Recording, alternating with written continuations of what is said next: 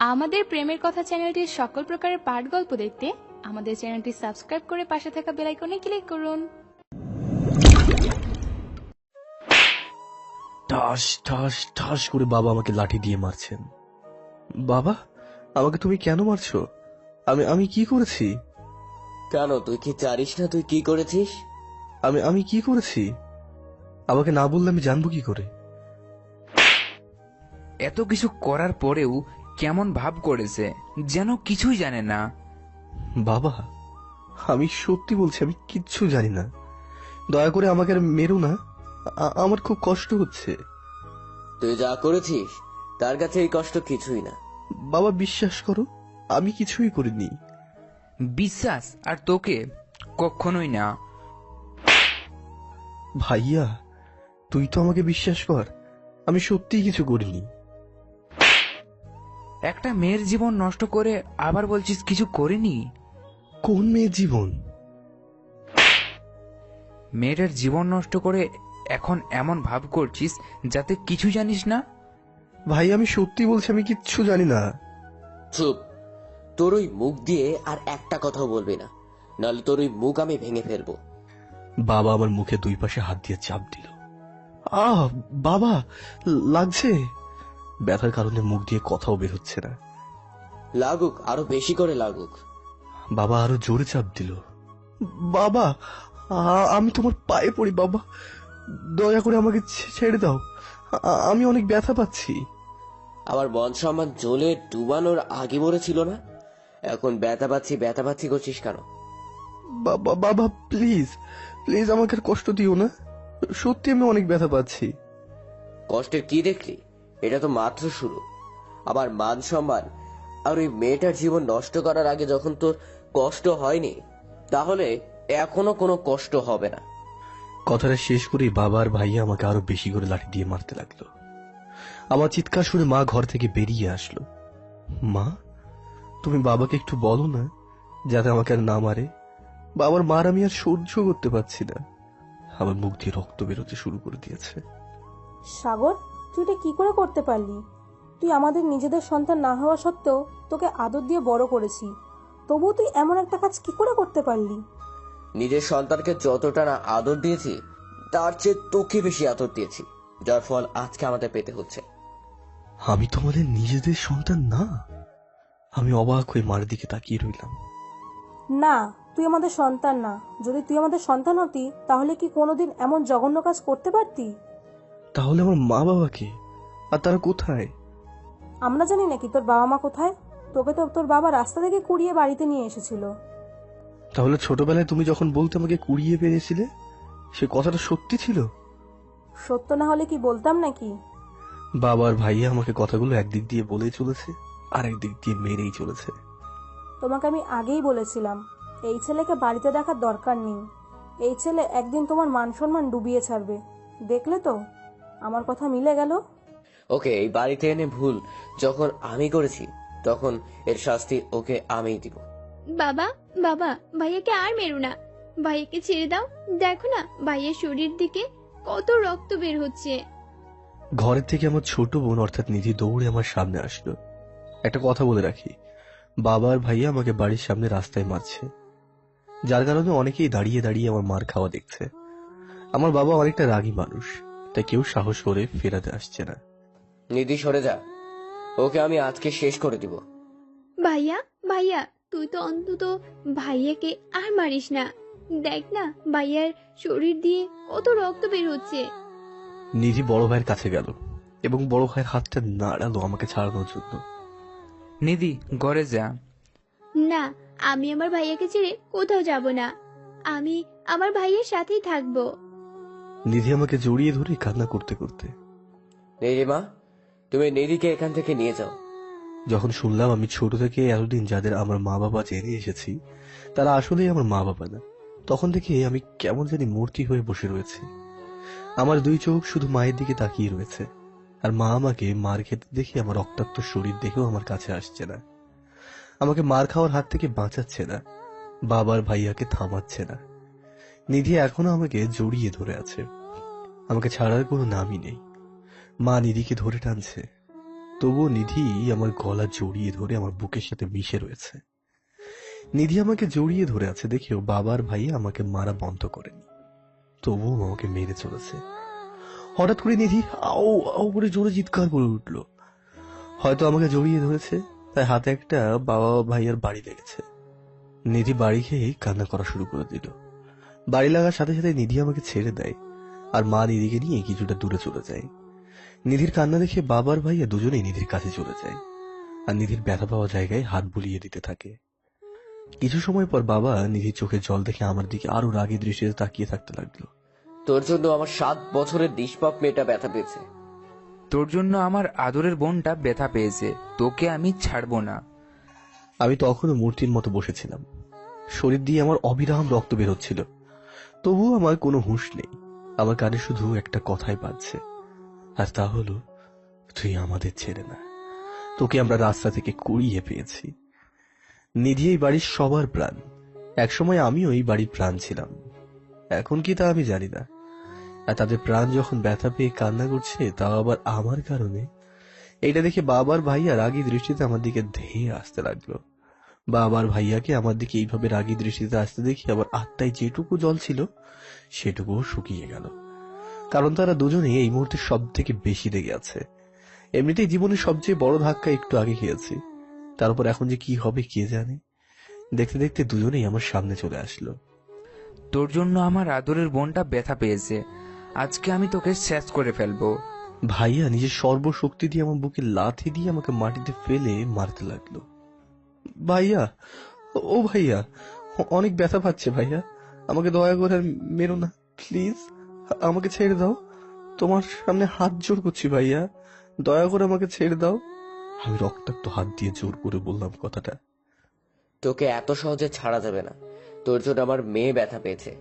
আমার মেয়ে যতটা ব্যথা পেয়েছে তার দ্বিগুণ ব্যথা তোকে পেতে হবে। বাবাও আমাকে মারতে লাগলো। ও ও মা, খুব মরে গেলাম। মা, তুমি বাবার ভাইয়াকে একটু বলো না আমাকে আর যাতে না মারে। আমি আস্তে আস্তে ছটফট করতে করতে মা নিধির দিকে যেতে লাগলাম। একবার বলেছি না আমি তোর মা না, তাহলে আমাকে তুই মা বলছিস কেন? আমার জ্ঞান হওয়ার পর থেকে তো আমি দেখে আসছি তুমিই আমার মা, আর আমি তোমার ছেলে। আজকে হঠাৎ এক কথায় বিশ্বাস করবো কেন যে তুমি আমার মা নও? কারণ আমি তো তোকে কোনোদিন আমার ছেলেই ভাবিনি, সবসময় তোকে আমি একটা বোঝা ভেবেছি। মা, এইভাবে বলো না, তোমার এইসব কথা শুনলে আমার অনেক কষ্ট হয়। বাবার ভাইয়ের মায়ের ফলে যতটা না কষ্ট হয়েছে, তার থেকেও বেশি কষ্ট হয় তোমার এইসব কথা শুনলে। তোর কষ্টতে আমার কিচ্ছু যায় আসে না, তুই কষ্ট পেতে পেতে যদি আমার সামনে মরেও যাস তাহলে আমি তোর দিকে ফিরে তাকাবো না। বাবা, আমি কি অপরাধ করেছি আমি জানি না, তবুও তোমরা আমাকে মারছো, এতে আমার বিন্দু মাত্র কষ্ট হচ্ছে না। কিন্তু তুমি মাকে একটু বলো না এইসব মিথ্যা কথাগুলো জানিয়ে না বলে। আমি বাবার পা জড়িয়ে ধরে কথাগুলো বলতে লাগলাম। আমার পা ছাড়, হতচ্ছাড়া। তোর শরীরের ওই অপবিত্র রক্ত যদি আমার শরীরে লাগে তাহলে আমি অপবিত্র হয়ে যাব। আর নিধির মা তোকে যা বলেছে তার প্রতিটা কথা সত্য। সন্তানের শরীরে রক্ত বাবার পায়ে লাগলে বাবা অপবিত্র হয়ে যায়, কথাটা তুমি বলতে পারলে বাবা? কিসের সন্তান? তুই আমার সন্তান না, রাস্তা থেকে কুড়িয়ে পাওয়া সন্তান, যে কখনো নিজের সন্তান হয় না। তুই তা আজকে তোর ব্যবহারে প্রমাণ করে দিয়েছিস। কাকা, ওর সাথে এত কথা বলছেন কেন? মারেন ওকে, ওকে আরো বেশি করে মারেন, যাতে ও আমার সাথে যা করেছে তা জানি আর জীবনে কারোর সাথে করতে না পারে। মেয়ের কণ্ঠ শুনে আমি আস্তে আস্তে মাথা ঘুরিয়ে তার দিকে তাকাতেই আমার মনে হলো আমি জানি আকাশ থেকে পড়লাম। কারণ এই কথাটার অন্য কেউ নয়, আমার ভালোবাসার মানুষ, যাকে আমি নিজের জীবনের চেয়েও বেশি ভালোবেসেছি, সেই আরোহী বলছে। মা, তুমি চিন্তা করো না, ওকে খাইয়ে পরিয়ে আমি একদিন যতটা টাকা নষ্ট করেছি, আমি যে ভুল করেছি আজকে এমন শিক্ষা দিব যে ও আর আমার জীবনে অন্য কোনো মেয়ের দিকে তাকাতে পারবে না। বাবা, শেষ পর্যন্ত তুমি আমার খাওয়ার খোটা দিলে। মাত্র তো তোকে খুঁটা দিয়েছি, এরপর দেখ তোকে এমন মারবো যে এতদিন তোর পিছনে যত টাকা ঢেলেছি সব সুদ সহ তুলে নিব। বাবা, আমি তোমার কাছে হাত জোর করছি, দয়া করে আমাকে মেরো না, দরকার পড়লে তুমি এতদিন আমার পিছনে যত টাকা ঢেলেছো সব টাকা আমি পরিশোধ করে দেবো। তোর নিজেরই তো কোনো ঠিকানা নেই, তাহলে টাকা শোধ করবি কি করে? এতদিন তো আমাদের ঘাড়ে বসে আমাদের উপরে বোঝা হয়েছিলি। আমাকে একটা সুযোগ দিয়ে দেখো, আমি কথা দিচ্ছি আমি তোমাদের টাকা শোধ করে দেবো, তবুও আমাকে আর মেনো না। শুধু আমাদের টাকা দিলেই হবে না, তার সাথে ওই মেয়েটাকে টাকা দিতে হবে। তাও 1-2 টাকা নয়, তোর এতদিনের ভরণ পোষণের জন্য 50 লক্ষ টাকা, আর ওই মেয়েটার সাথে খারাপ কাজ করার জন্য 30 লক্ষ টাকা দিতে হবে। আর ওইকে দেখিয়ে বললো কথাটা। এত টাকা? বাবা, তুমি কার সাথে কি কথা বলছো? ওর সামর্থ্য আছে নাকি এত টাকা জোগাড় করার? আমি মানছি আমি এত টাকা জোগাড় করতে পারবো না, কিন্তু আমি তোমাদের পায়ে পড়ি, দয়া করে আমাকে ছেড়ে দাও। হ্যাঁ, তোকে আমি এইভাবেই ছেড়ে দিই আর তুই গিয়ে আরো মেয়ের জীবন নষ্ট কর, তাই না? বাবা বিশ্বাস করো, আমি কোনো মেয়ের জীবন নষ্ট করিনি। বিশ্বাস? আর তোকে কখনোই না। বাবা। চুপ, একদম চুপ। তোর এই পাপী মুখ দিয়ে আর কখনো আমাকে বাবা বলে ডাকবি না, নাহলে তোর ওই মুখ আমি ভেঙে দিব। বাবা হাত দিয়ে আমার মুখে 2 পাশ চেপে ধরলো। আমি ব্যথায় অস্পষ্ট ভাবে মুখ দিয়ে চিৎকার করতে লাগলাম। বাবা কিছু সময় পর আমাকে ছেড়ে দিল। তারপর বাবা আর ভাইয়া অবিরাম ভাবে আমাকে মারতে লাগলো। লাথি, ঘুষি আর হাতের সামনে যা পাচ্ছে তাই দিয়ে আমাকে মারতে লাগলো। আমি এখন শুধু অবাক দৃষ্টিতে আরোহীর দিকে তাকিয়ে রয়েছি। আমি স্পষ্টই দেখতে পাচ্ছি আরোহীর চোখে জল। এই জল যে আমাকে কষ্ট পেতে দেখে নয়, তা আমি আরোহীর মুখ দেখে স্পষ্টই বুঝতে পারছি। কারণ আরোহীর মুখে একটা স্পষ্ট হাসি লেগে রয়েছে, যে হাসি আমাকে বারবার বলে দিচ্ছে, খুব শখ না আমাকে ভালোবাসার, বোঝ এখন কেমনটা লাগে। কিন্তু আমার সাথে আরোহী তেমন কোনো শত্রুতার সম্পর্কই তো নেই, বরং গতকাল পর্যন্ত এই আরোহী আমার জন্য পাগল ছিল। আমাকে নিজের মুখে বলেছিল আমাকে বিয়ে করবে আর আমাকে ছাড়া থাকতে পারবে না। কিন্তু আজকে হঠাৎ কি জানি হলো, আমি নিজেও জানি না। হঠাৎ করে নিধির চিৎকার আমার কানে ভেসে আসলো। মাগো, জ্বলে গেল। তাকিয়ে দেখি মা যত্ন করে নিধির হাতে মলম লাগিয়ে দিচ্ছে, আর নিধি ব্যথায় চিৎকার করে উঠল। নিধি চিৎকার দেখে বাবার ভাই আমাকে মারাবাদ দিয়ে দৌড়ে নিধির কাছে চলে গেল। আমি ব্যথার শরীর নিয়ে আস্তে আস্তে উঠে দাঁড়ানোর চেষ্টা করলাম। শরীর থেকে অনেক বেশি রক্ত পড়ে গিয়েছে। খুব কষ্টে উঠে দাঁড়ালাম। আস্তে আস্তে হাঁটতে হাঁটতে নিধির কাছে চলে গেলাম, কারণ আমার আদরের বোনকে ব্যথায় চিৎকার করতে আমি দেখতে পারছিলাম না। আমাকে নিধির কাছে যেতে দেখে ভাইয়া বলল, তুই আবার আমার বোনের কাছে এসেছিস? ভাইয়া, ও তো আমারও বোন, তাই না? না, নিধি শুধু আমার বোন, ও তোর কেউ না। ভাইয়া এইভাবে বলো না, আমাকে একবার নিধির কাছে যেতে দাও না। দেখো না পিচ্চিটা কেমন ব্যথায় ছটফট করছে। আমি ভাইয়াকে ঠেলে নিধির সামনে গিয়ে বসলাম। বোন, তুই কান্না করিস না, মলমটা লাগিয়ে নে, দেখবি সব ব্যথা চলে যাবে। আমি 2 হাত দিয়ে নিধির চোখের জল মুছে দিতাম। ভাইয়া, তোমার শরীর ব্যথা করছে না? ওরা শুধু শুধু তোমাকে মারলো। না রে পাগলি, আমার শরীর ব্যথা করছে না, তোকে কষ্ট পেতে দেখে আমার শরীরে ব্যথা চলে গেছে। তাহলে এই রক্ত? এগুলো কিছু না। কথাটা শেষ করার সাথে সাথে কেউ একজন আমার বাম হাত ধরে টানতে লাগলো। আমি মাথা ঘুরিয়ে তাকিয়ে দেখি বাবা আমাকে টানছে। বাবা আমাকে মাটির সাথে খুঁজতে খুঁজতে রাস্তায় নিয়ে আসলো আর বলল, তোর অনেক শখ আমার মেয়ের শরীরে হাত দেওয়ার, তাই না? তাহলে দেখ এবার কেমন লাগে। কথাটা বলেই বাবা এমন কিছু করলো যার ফলে আমি বাবা গো বলে একটা চিৎকার দিয়ে অজ্ঞান হয়ে গেলাম। বাবা আমাকে রাস্তায় নিয়ে যাওয়ার পর আমার বাম হাত রাস্তায় ফেলে আমার হাতের সামনে বসে একটা ইট দিয়ে হাতের মধ্যে বাড়ি দিল। আমি চিৎকার দিয়ে অজ্ঞান হয়ে গেলাম। বাড়ি খাওয়ার সাথে সাথে হাত থেকে রক্ত মাটিতে পড়তে লাগলো, তার সাথে যে টুকরোটাও রক্তে মেখে গেল। অন্যদিকে আমি অজ্ঞান হওয়ার পর বাবা বলতে লাগলো, তুই তোর ওই হাতগুলো দিয়ে আমার মান সম্মান নষ্ট করেছিস, মেয়েটির ইজ্জত নষ্ট করেছিস, তার উপর আমার আদরের মেয়ের চোখে তোর জন্য জল এসেছে। এইদিকে আমি অজ্ঞান হয়ে রাস্তায় পড়ে রয়েছি। তারপরেও তোর কত বড় সাহস, আমার সামনে তুই তোর ওই পাপী হাত দিয়ে ওর চোখের জল মুছিয়ে দিস। আজকে আমি তোর এই পাপী 2 হাত চিরতরে নষ্ট করে দিব। এরপর থেকে এই হাত দিয়ে না পারবি কোনোদিন কারো মান সম্মান নষ্ট করতে, আর না পারবি কোনো মেয়ের ইজ্জত নষ্ট করতে। এই বলে আমার ডান হাত রাস্তায় ফেলে সে রক্তাক্ত ইট দিয়ে আবার আমার হাতে বাড়ি মারার জন্য উঠাই। ঠিক তখনই নিধি বাবা বলে এক চিৎকার দিয়ে চুপচাপ হয়ে যায়। বাবা নিধির চিৎকার শুনে আমাকে রাস্তায় রেখে দৌড়ে নিধির কাছে চলে যায়। মা, কি হয়েছে তোর? কথা বল মা। নিধি নিশ্চুপ হয়ে আছে। এই নিধি, কথা বলছিস না কেন? কি হয়েছে তোর? নিধি তখনও নিশ্চুপ হয়ে আছে। নিধি, আমার লক্ষ্মী বোন আমার, কি হয়েছে তোর? কথা বলছিস না কেন? নিধি তখনও নিশ্চুপ, কারণ নিধি চিৎকার দিয়েই অজ্ঞান হয়ে গিয়েছে। ওগো, নিধি কথা বলছে না কেন? কি হলো আমার মেয়েটার? মা, শান্ত হও। আমার মনে হয় নিধি অতিরিক্ত কান্নার কারণে অজ্ঞান হয়ে গিয়েছে। তুই নিধিকে ঘরে নিয়ে যা, আর তাড়াতাড়ি একটা ডাক্তার ডেকে আন। ভাইয়াকে উদ্দেশ্য করে বলল। আর তুমি কোথায় যাবে? যার জন্য আজকে আমার মেয়ের এই অবস্থা হলো, তাকে আমি মেরেই ফেলবো। কথাটা বলি বাবার আগে ঘরের ভিতর থেকে একটা শাবল অর্থাৎ একটা লোহার রড যার মুখটা একটু ছোঁচালো হয় সেটা নিয়ে আসলো। তারপর রাগী দৃষ্টিতে আমার দিকে আসতে লাগলো। কিছু সময়ের মধ্যেই বাবা আমার সামনে চলে আসলো। মা আর ভাইয়ার সামনে দিয়ে বাবা যে শাবলটা নিয়ে আমাকে মারতে আসলো, তারা দেখেও বাবাকে একটু আটকালো না। তারা জানে বাবার রাগ কত বেশি। এখন যদি কেউ বাবাকে না আটকায় তাহলে নির্ঘাত বাবা আমাকে মেরেই ফেলবে। তারা এই কথাটা জেনেও বাবাকে আটকালো না, বরং তারা বাবাকে এই অবস্থায় ছেড়ে দিয়ে নিধিকে নিয়ে বাড়ির ভিতরে চলে গেল। বাবা আমার পাশে এসে দাঁড়িয়ে যেই শাবলটা উঁচু করে আমার বুকের ভিতরে ঢুকিয়ে দেবে, ঠিক তখনই চারজন ছেলে দৌড়ে এসে সরাসরি বাবার পা জড়িয়ে ধরে। এই চারজনের বন্ধু কেউ নয়, বরং আমার বন্ধুরা। ওদের সবার চোখে জল। ওরা বাবা পা ধরে কান্নার সুরে বলতে লাগলো, কাকা, সাগরকে আর মারিয়েন না, এবার অন্তত ওকে ছেড়ে দিন। হ্যাঁ কাকা, সাগরকে দয়া করে ছেড়ে দিন। এই শাপলাটা যদি ওর পেটে ঢুকিয়ে দেন তাহলে ও মারা যাবে। দয়া করে আমার বন্ধুকে মারবেন না।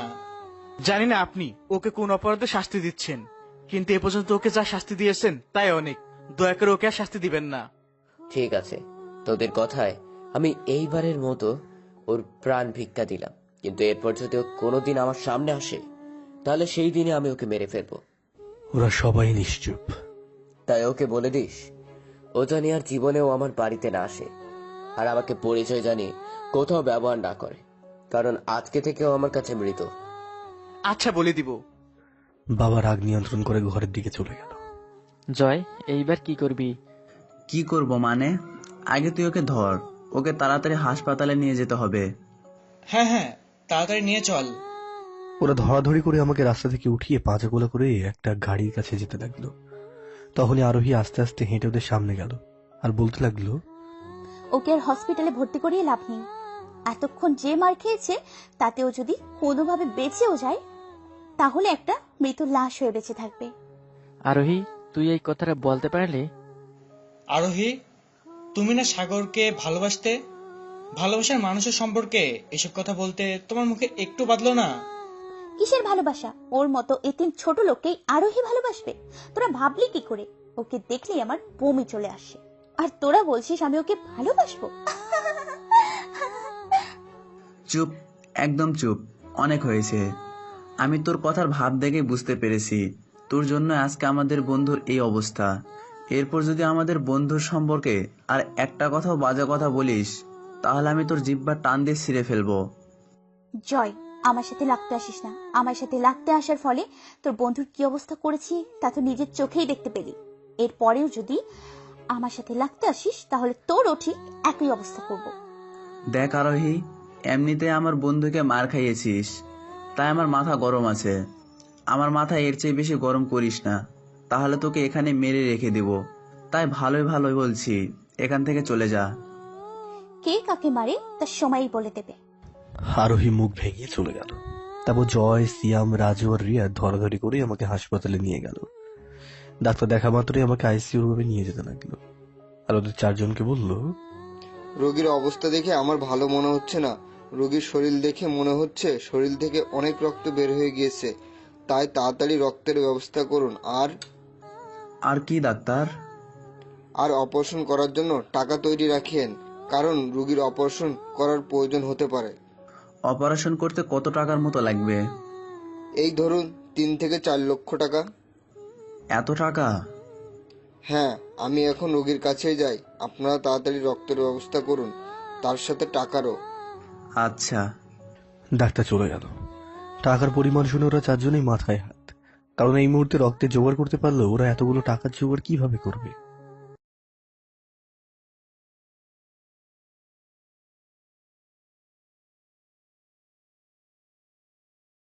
আমাদের প্রেমের কথা চ্যানেলটির সকল প্রকারের পাঠ গল্প দেখতে আমাদের চ্যানেলটি সাবস্ক্রাইব করে পাশে থাকা বেল আইকনে ক্লিক করুন। জয়, সাগরের রক্তের গ্রুপ আমরা জানি, তাই রক্তের ব্যবস্থা করতে পারবো, কিন্তু এতগুলো টাকা কিভাবে জোগাড় করব? তোরা সবাই তাড়াতাড়ি রক্তের ব্যবস্থা কর, আমি টাকা নিয়ে আসি। তুই কোথা থেকে টাকা আনবি? বাবার কাছে গিয়ে চাইবো। তোর বাবা এতগুলো টাকা দিবে? দেখি দেয় কিনা। এছাড়া তো আমাদের কাছে আর কোনো পথ খোলা নেই। তোরা তাড়াতাড়ি রক্ত জোগাড় করতে যা। আচ্ছা রিয়াদ, তুই হাসপাতালে থাক, আমরা রক্তের জোগাড় করতে যাচ্ছি। ডাক্তারের যদি কোনো কিছু প্রয়োজন হয় তাহলে এনে দিস। আচ্ছা। রিয়াদ হাসপাতালে থেকে গেল, বাকি তিনজন বেরিয়ে পড়লো। চলুন এই ফাঁকে আমি আপনাদের আমার আর আমার বন্ধুদের পরিচয়টা দিয়ে দিই। আমার নাম সাগর। কিছু সময় আগে পর্যন্ত আমার নামের পিছনে দিয়েছিল, কিন্তু কিছু সময় আগে বাবা আমাকে তার বংশের পরিচয় ব্যবহার করতে মানা করেছে, তাই এখন থেকে আমার নাম শুধুই সাগর। আমার বাবা ভুলে গিয়েছি, আমি তো এতিম। এতদিন আমাকে যে বড় করেছে, মানে আমার পালিত বাবা, সেই গ্রামের চেয়ারম্যান। তাকে এলাকার সবাই দুইটা কারণে চেনে, এক চেয়ারম্যান হওয়ার কারণে আর দুইটা রাগের কারণে। তার মতো রাগী ব্যক্তি আমাদের এলাকায় আর একটাও নেই। তাই হয়তো বাবা যখন আমাকে রাস্তায় ফেলিয়ে মারছিল, তখন কেউ সাহস করে এগিয়ে এসে আমাকে বাঁচানোর চেষ্টা করেনি। আমার বাবার মতো আমার বড় ভাইও, অর্থাৎ শুভ ভাই, সেও অনেক রাগী। আমার ভাই আমাকে আজকে প্রথম মারলো না, কিন্তু বাবা আজকে প্রথম আমার গায়ে হাত তুললো। কিন্তু কেন হাত তুললো তার কারণ আমি এখনো জানি না। যে চারজন আমাকে হাসপাতালে নিয়ে আসলো ওরা আমার বন্ধু। আমি আর আমার বন্ধুরা এইবার উচ্চ মাধ্যমিক 2য় বর্ষে পড়ি। ছোট থেকে আমরা একই সাথে বড় হয়েছি, তাই ওরা জানে আমি কত কষ্ট, অবহেলা, অত্যাচার সহ্য করে বড় হয়েছি। আমাদের বন্ধুদের মধ্যে আমার আর জয়ের পরিবার একটু বড় লোক। জয় তার মা বাবার একমাত্র সন্তান, তাই ছোটবেলা থেকেই টাকা খরচ করতে করতেই বড় হয়েছে, যার ফলে জয় বড় হওয়ার সাথে সাথে টাকা খরচ করার একটা বদ অভ্যাস হয়ে গিয়েছে। আর তাই এখন জয়ের মা বাবা জয়ের হাতে টাকা দেওয়া বন্ধ করে দিয়েছে। তাই হাসপাতালে যখন রাজু টাকার কথা বলছিল, জয় মন খারাপ করে কথাটা বলেছিল। আমি এতদিন গ্রামে ছিলাম না। আমি আর আমার বন্ধুরা ঢাকা জয়ের মামা বাড়িতে ঘুরতে গিয়েছিলাম, আর আজকে গ্রামে ফিরেছি। গাড়ি থেকে নেমে সবাই যার যার বাড়িতে চলে গেল, আর আমিও আমার বাড়িতে চলে আসলাম। কিন্তু যখন আমি বাড়ির দরজা খুলে ভিতরে প্রবেশ করব, তখনই বাবা ধাক্কা দিয়ে আমাকে বাড়ির বাইরে বের করে মারতে লাগলো। তারপর কি যে হলো তা তো আপনার এত সময় ধরে দেখতেই পারলেন। এদিকে দেখতে দেখতে জয় তার বাড়িতে চলে গেল।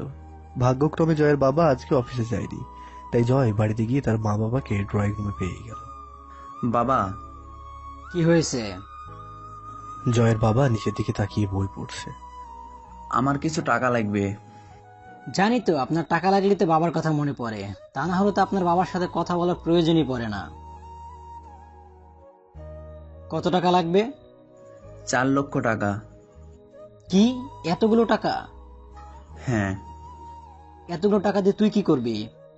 সাগরের অ্যাক্সিডেন্ট হয়েছে, ওর চিকিৎসা করাতে হবে। ফাইজলামি করিস আমার সাথে? সাগরের অপারেশন করাতে হবে, তার জন্য আমার কাছ থেকে টাকা নিবে কেন? সাগরের অপারেশন তোর বাবাই করাতে পারে। সত্যি করে বল, টাকাগুলো নিয়ে কি করবি? বাবা, আমি সত্যি বলছি, সাগরের অপারেশন করানোর জন্য টাকাগুলো নিব। দেখো, তুমি নিজের দিকে তাকিয়ে একটু দেখো। মিথ্যা কথা বলে টাকা নিতে নিতে আজকে এই পর্যায়ে চলে এসেছো যে নিজের বন্ধুর অ্যাক্সিডেন্টের মিথ্যা কথা বলে টাকা নিতে যাচ্ছে। জয় মাকে উদ্দেশ্য করে বলল, বাবা তুই মিথ্যা কথা বলছিস কেন? তোর যদি টাকা লাগে তাহলে সত্যি কথা বলেই তো নিতে পারিস। আমাদের এত টাকা সব তো তোর জন্যই। সত্যটা কি বলবো না বাবা? এত টাকা দিয়ে কি করবি বলে দে না বাবা। টাকা দিয়ে হয়তো নেশা টেশা করবে, মুখ লজ্জায় বলতে পারছে না। আমাকে দেখে কি তোমার মনে হয় আমি নেশা করার জন্য তোমার কাছে টাকা চাচ্ছি? তোকে নতুন করে দেখার মতো কিছু নেই, তুই এখন যেতে পারিস। তোকে অপচয় করার জন্য আমি আর একটা টাকাও দিব না। কথাটা বলে জয়ের বাবা বই রেখে নিজের রুমের দিকে চলে যেতে লাগলো। জয়ের কিচ্ছু না ভেবে দৌড়ে তার বাবার পা জড়িয়ে কান্না করতে করতে বলতে লাগলো, বাবা, আমি সত্যি বলছি, আমি সাগরের অপারেশন করার জন্য টাকা চাচ্ছি। কিছু সময় আগে সাগরের বাবা আর ভাই সাগরকে রক্তাক্ত করে রাস্তায় ফেলে দিয়েছিল। অনেক কষ্ট ওকে ওনাদের হাত থেকে বাঁচিয়ে হাসপাতালে নিয়ে গিয়েছি, আর এখন ডাক্তার বলেছে ওর অপারেশন করাতে হবে। তার জন্য 4 লক্ষ টাকা লাগবে। তুমি দয়া করে আমাকে টাকাগুলো দাও, না হলে আমি সাগরকে বাঁচাতে পারবো না। তুমি তো জানো আমি সাগরকে নিজের ভাইয়ের মতো দেখি। যদি সামান্য কিছু টাকার জন্য আমি ওকে বাঁচাতে না পারি, তাহলে আমি নিজেকে কখনো ক্ষমা করতে পারবো না। আমি কথা দিচ্ছি, এরপর থেকে আর জীবনে কখনো তোমার কাছ থেকে টাকা চাইবো না। তোকে আমি টাকা দিতাম, সে তুই যে কারণেই হোক না কেন, কিন্তু এখন আর তোকে একটা টাকাও দিব না। কেন জানিস? জয়কে হাত দিয়ে উপরে উঠিয়ে বলল, কারণ তুই আমাকে মিথ্যা কথা বলে টাকা চাচ্ছিস। এর আগেও অনেকবার আমাকে অনেক কিছু মিথ্যা বলে টাকা নিয়েছিস, আমি কিছুই বলিনি, কিন্তু এইবার তুই শেষ পর্যন্ত নিজের বন্ধুকে নিয়ে এত বড় মিথ্যা কথা বলে টাকা নিতে চাস। আমার ভাবতেও ঘৃণা হচ্ছে তুই আমার ছেলে। তোর যদি এতই টাকার প্রয়োজন হয় তাহলে আয় করে দেখ, টাকা আয় করা কত কষ্টের। সারা জীবন তো টাকা ভেঙেই গেলি, যেদিন আয় করতে শিখবি সেদিন বুঝবি টাকার মূল্য। বাবা, আমি সত্যি বলছি, তুমি আমাকে বিশ্বাস করো, আমি তোমাকে মিথ্যা কথা বলছি না। আমি জানি তুই আমাকে মিথ্যা কথা বলছিস কিনা। তুই কোথায় মিথ্যা কথা বলছিস জানিস? সাগরের বাবা আর ভাই ওকে মেরে রাস্তায় ফেলে রেখেছিল। সাগরকে ওর বাবা কতটা ভালোবাসে তা আমরা সবাই জানি, আর এই জায়গায় তুই ভুল করছিস। বাবা। চুপ, একদম চুপ, আর একটা কথাও বলবি না। মা, ও মা, তুমি একটু বাবাকে বলো না আমাকে টাকাগুলো দিতে। এই শেষবার, আমি আর জীবনও বাবার কাছ থেকে টাকা চাইবো না। জয় তার মায়ের পা জড়িয়ে ধরে বলল, প্লিজ মা, বলো না মা, না হলে আমি সাগরকে বাজাতে পারবো না মা, একটু বলো মা। শুনছো? আমি কিছু শুনতে চাই না, তুমি ওকে বাড়ি থেকে বেরিয়ে যেতে বলো। কিন্তু কোনো কিন্তু না, যা বলেছি তাই করো। জয় বেশ বুঝতে পেরেছে তার বাবাকে আর বলে লাভ নেই, কারণ জয় এর আগে বহুবার তার বাবাকে মিথ্যা কথা বলে টাকা নিয়েছে, যার ফলে তার বাবা এখনো তার উপর বিশ্বাস করে না, আর তাই টাকাগুলো দিল না। তাই জয় মাথা নিচু করে নিজের বাইক নিয়ে হাসপাতালের দিকে চলে গেল। অন্যদিকে রাজু আর সিয়াম বিভিন্ন জায়গায় ঘুরে অনেক কষ্টে রক্তের ব্যবস্থা করে হাসপাতালে গিয়ে তাড়াতাড়ি নার্সের কাছে রক্তের ব্যাগটা দিয়ে দিল। রিয়াদ, জয় এসেছে। না রে, ও আমার মনে হয় না জয় টাকার ব্যবস্থা করতে পারবে। তোর হঠাৎ এমন মনে হলো কেন? জয়ের বাবাকে অনেকবার মিথ্যা কথা বলে টাকা এনেছে, কতবার যে অ্যাক্সিডেন্টের নাম করে টাকা এনেছে তার হিসাব নেই, তাই আমার মনে হয় না টাকা আনতে পারবে। তুই অবশ্য ভুল কিছু বলিসনি। ওই দেখ, জয় আসছে। জয় মাথা নিচু করে হাসপাতালে ঢুকতে লাগলো, তখনই রিয়াদ ওকে দেখে ফেলেছে। ওরা দৌড়ে জয়ের কাছে চলে গেল। জয়, টাকার ব্যবস্থা করতে পারছিস? জয় নিশ্চুপ, জয় মাথা নিচু করে রয়েছে। কিরে জয়, বল, টাকার ব্যবস্থা করতে পেরেছিস? রিয়াদ জয়কে হালকা ধাক্কা দিল। জয় মাথা উঁচু করে তাকালো, তখন ওরা জয়ের চোখে জল দেখতে পেল। কিরে জয়, কান্না করছিস কেন? আমি টাকা জোগাড় করতে পারলাম না রে, জানিস, বাবাকে অনেক বললাম টাকা দিতে, বাবার পায়ে পর্যন্ত ধরেছি, কিন্তু বাবা টাকাগুলো দিল না। নিশ্চুপ, ওরাও কান্না করে দিয়েছে। শুধু বাবার না, মায়ের পায়েও ধরেছি, কিন্তু তবুও টাকা আনতে পারলাম না রে। আজকে আমি আমার ভুলের জন্য আমার প্রাণের প্রিয় বন্ধুকে হারালাম। আমি যদি আগে কখনো মিথ্যা কথা না বলে বাবার কাছ থেকে টাকা না আনতাম, তাহলে আজকে এই দিন দেখতে হতো না। সাগর বন্ধু, তুই আমাকে ক্ষমা করে দিস, তোর জন্য আমি কিছু করতে পারলাম না। চিৎকার করে নিচে বসে কান্না করতে লাগলো। জয় শান্ত হ, দেখবি ঠিক কিছু একটা ব্যবস্থা হয়ে যাবে। হ্যাঁ জয়, শান্ত হ। আইসিইউ এর রোগীর সাথে কে এসেছে? আমরা। কেন, কি হয়েছে? ওরা দৌড়ে নার্সের কাছে গেল। রোগীর অবস্থা বেশি ভালো না, এখনই অপারেশন না করলে রোগীকে বাঁচানো সম্ভব না, তাই আপনারা তাড়াতাড়ি কাউন্টারে টাকা জমা করে দিন। নার্স চলে গেল। জয়, রিয়াদ, রাজু আর সিয়াম মাথায় হাত দিয়ে বসে কান্না করতে লাগলো, কারণ ওদের কাছে টাকা নেই, আর টাকা জোগাড় করার কোনো পথ ওদের কাছে খোলা নেই। ওদের চোখের সামনে এখন শুধুই অন্ধকার। সবাই এখানে বসে কান্না করতে লাগলো। কিছু সময় চোখে জল ফেলানোর পর রাজু বলল, জয়, আমরা কি তাহলে সাগরকে বাঁচাতে পারবো না? জয় নিশ্চুপ, সে কান্না করছে। তাহলে কি শেষ পর্যন্ত সাগরকে চোখের সামনে মরে যেতে দেখবো, আর আমরা হাতের উপর হাত রেখে শুধু তাকিয়ে দেখে যাব? তাছাড়া আমাদের আর কি বা করার আছে? আমরা এতটাই অসহায় যে নিজের বন্ধুকে কিছু টাকার অভাবে মরে যেতে দেখতে হচ্ছে। না, সাগরকে আমি মরে যেতে দিব না, যেভাবেই হোক সাগরকে আমি বাঁচাবই। জয় চোখের জল মুছল। তুই এতগুলো টাকা কিভাবে জোগাড় করবি?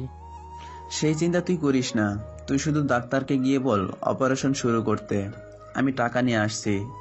জয় বসা থেকে দাঁড়িয়ে হাসপাতালের বাইরের দিকে যাওয়ার জন্য পা বাড়িয়ে দিল। তখনই রাজু জয়কে ডাক দিল। জয়, কিছু বলবি? হ্যাঁ। কি? যাই করিস না কেন, কোনো অসৎ পথে টাকা আনিস না। সাগর যদি বেঁচে উঠে জানতে পারে তুই অসৎ পথে টাকা এনে ওর জীবন বাঁচিয়েছিস, তাহলে ও কিন্তু ওর জীবন শেষ করে দিবে।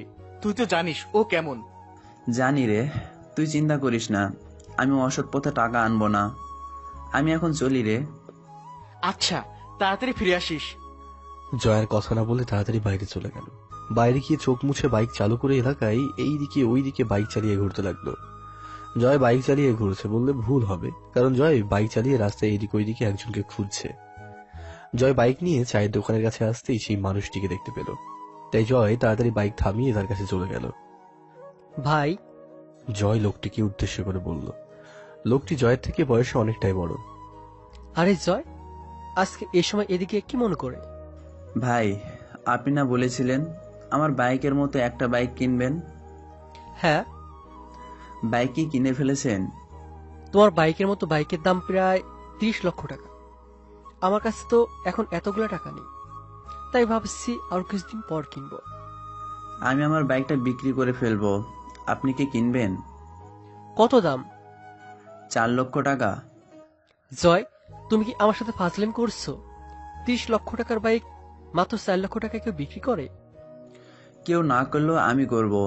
এখন বলেন আপনি কিনবেন কিনা। আপনি না কিনলে আমাকে আবার অন্য কাউকে খুঁজতে হবে।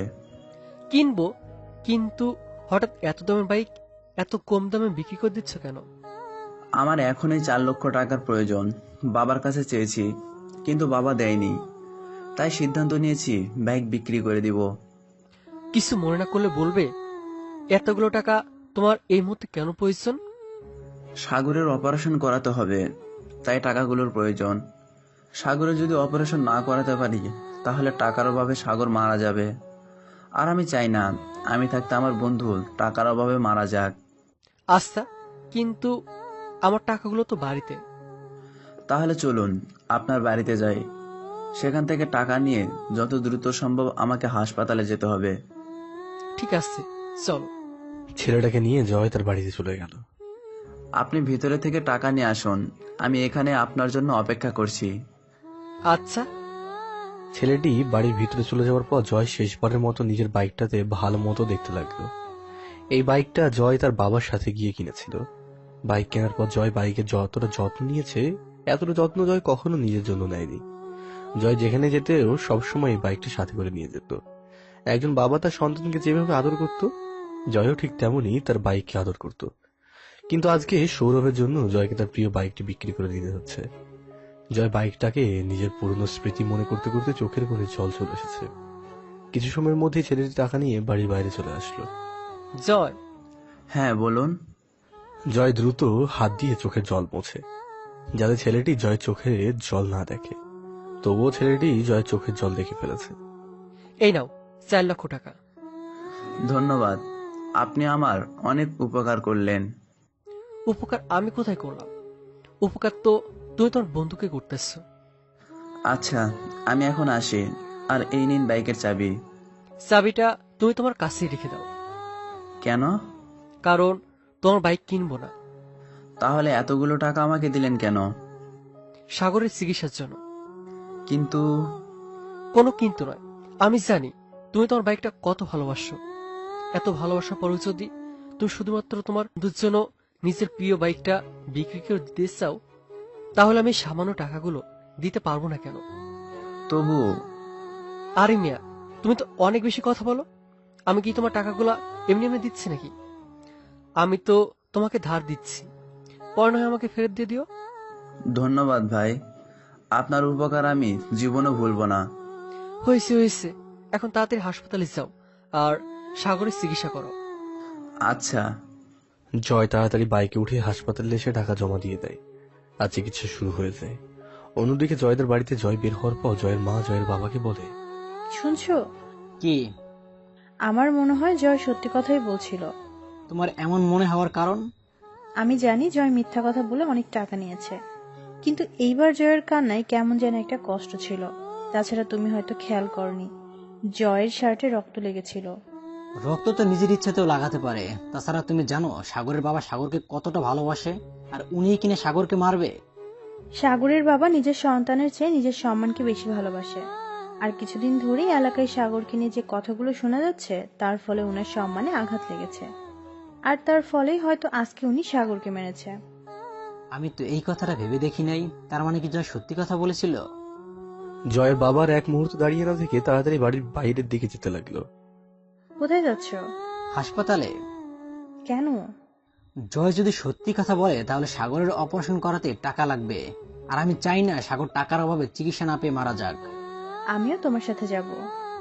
ওনারা গাড়ি নিয়ে হাসপাতালের দিকে যেতে লাগলো।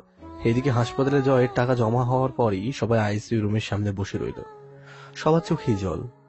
জয়, হ্যাঁ বলো। এত টাকা কিভাবে পেলি? বাইক বিক্রি করতে গিয়েছিলাম, সেখান থেকেই পেয়েছি। তোর প্রিয় বাইকটা বিক্রি করে দিয়েছিস? বন্ধুর প্রাণের চেয়ে এইসব বাইক কিছুই না। বন্ধুত্ব মানুষের কতটা গভীর হওয়া উচিত তা তোকে দেখে জানা শেখা উচিত। হ্যাঁ রিয়াদ, তুই ঠিক বলেছিস।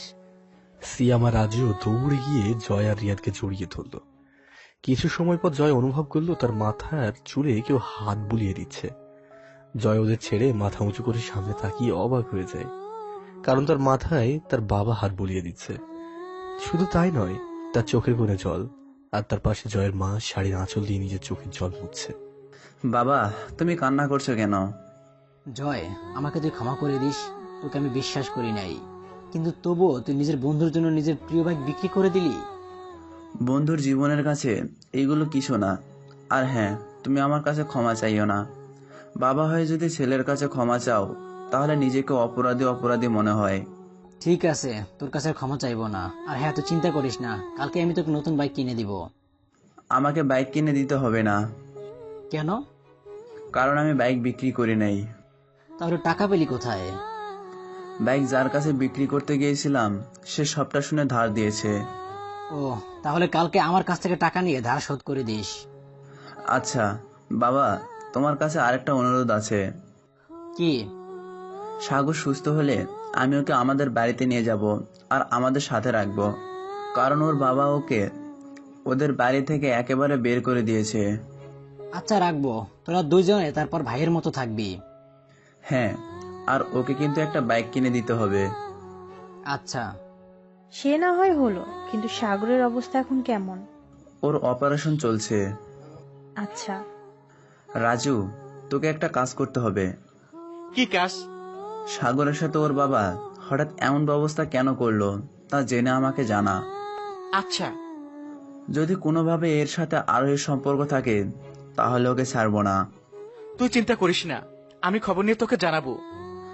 আচ্ছা। তারপর সবাই যার যার মতো অপারেশন রুমের সামনে অপেক্ষা করতে লাগলো। প্রায় ঘন্টাখানিক পর ডাক্তার রুম থেকে বেরিয়ে আসলো আর সবাইকে বললো অপারেশন ভালো মতো হয়েছে আর রোগীকে সাধারণ রুমে দেওয়া হয়েছে। কিন্তু রোগীর জ্ঞান ফিরতে দেরি হতে পারে, কারণ রোগী শরীরে যে আঘাত পেয়েছে তার চেয়ে বেশি মানসিক আঘাত পেয়েছে। এইসব বলে ডাক্তার চলে গেল। সাধারণ রুমে দেওয়া হলো। একে একে সবাই দেখলো সেদিন আর জ্ঞান ফিরেনি। রাতে জয় সবাইকে বাড়িতে পাঠিয়ে দিয়ে শুধু জয় ছিল। পরের দিন সকাল হতে না হতেই রিয়াদ, রাজু আর সিয়াম দৌড়ে হাসপাতালে চলে আসলো। কিরে, দৌড়ে আসছিস কেন? আমরা একদিন এলাকায় না থাকায় এলাকায় অনেক কিছু হয়ে গিয়েছে রে। কি হয়েছে? কালকে সাগরকে ওর বাবা কেন মেরেছিল তা জানতে পেরেছি। কেন মেরেছিল? কথাটা শেষ করে জয় রাগে রুম থেকে বের হতে নিল। তখন রিয়াদ জয়কে ডাক দিল।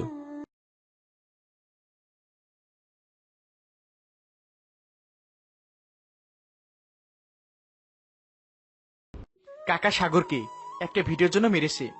কিরকম ভিডিও? খারাপ ভিডিও। ওই ভিডিও এর সাথে সাগরের কি সম্পর্ক? ভিডিওটা নাকি সাগর বানিয়েছে। কি বলছিস? একটু পরিষ্কার করে বলতো, আমি না হলে কিছু বুঝতে পারছি না। শোন তাহলে, সম্পূর্ণ শুরু থেকেই বলছি। হ্যাঁ বল। আমরা তোর মামা বাড়িতে যাওয়ার আগে আরোহীদের বাড়িতে চোর ঢুকেছিল, তোর মনে আছে? হ্যাঁ মনে আছে। চোরটা সেদিন কিছু চুরি করে নেই, আর আরোহের বাবা চোরটার মুখ বাঁধে সব দেখে ফেলেছিল। হ্যাঁ, তার ফলে তো এলাকায় কিছুদিন এই নিয়ে সব জায়গায় কথা হওয়া শুরু হয়ে গেল। চোরটা কে ছিল জানিস? কে? সাগর। কি, তুই পাগল হয়ে গিয়েছিস নাকি?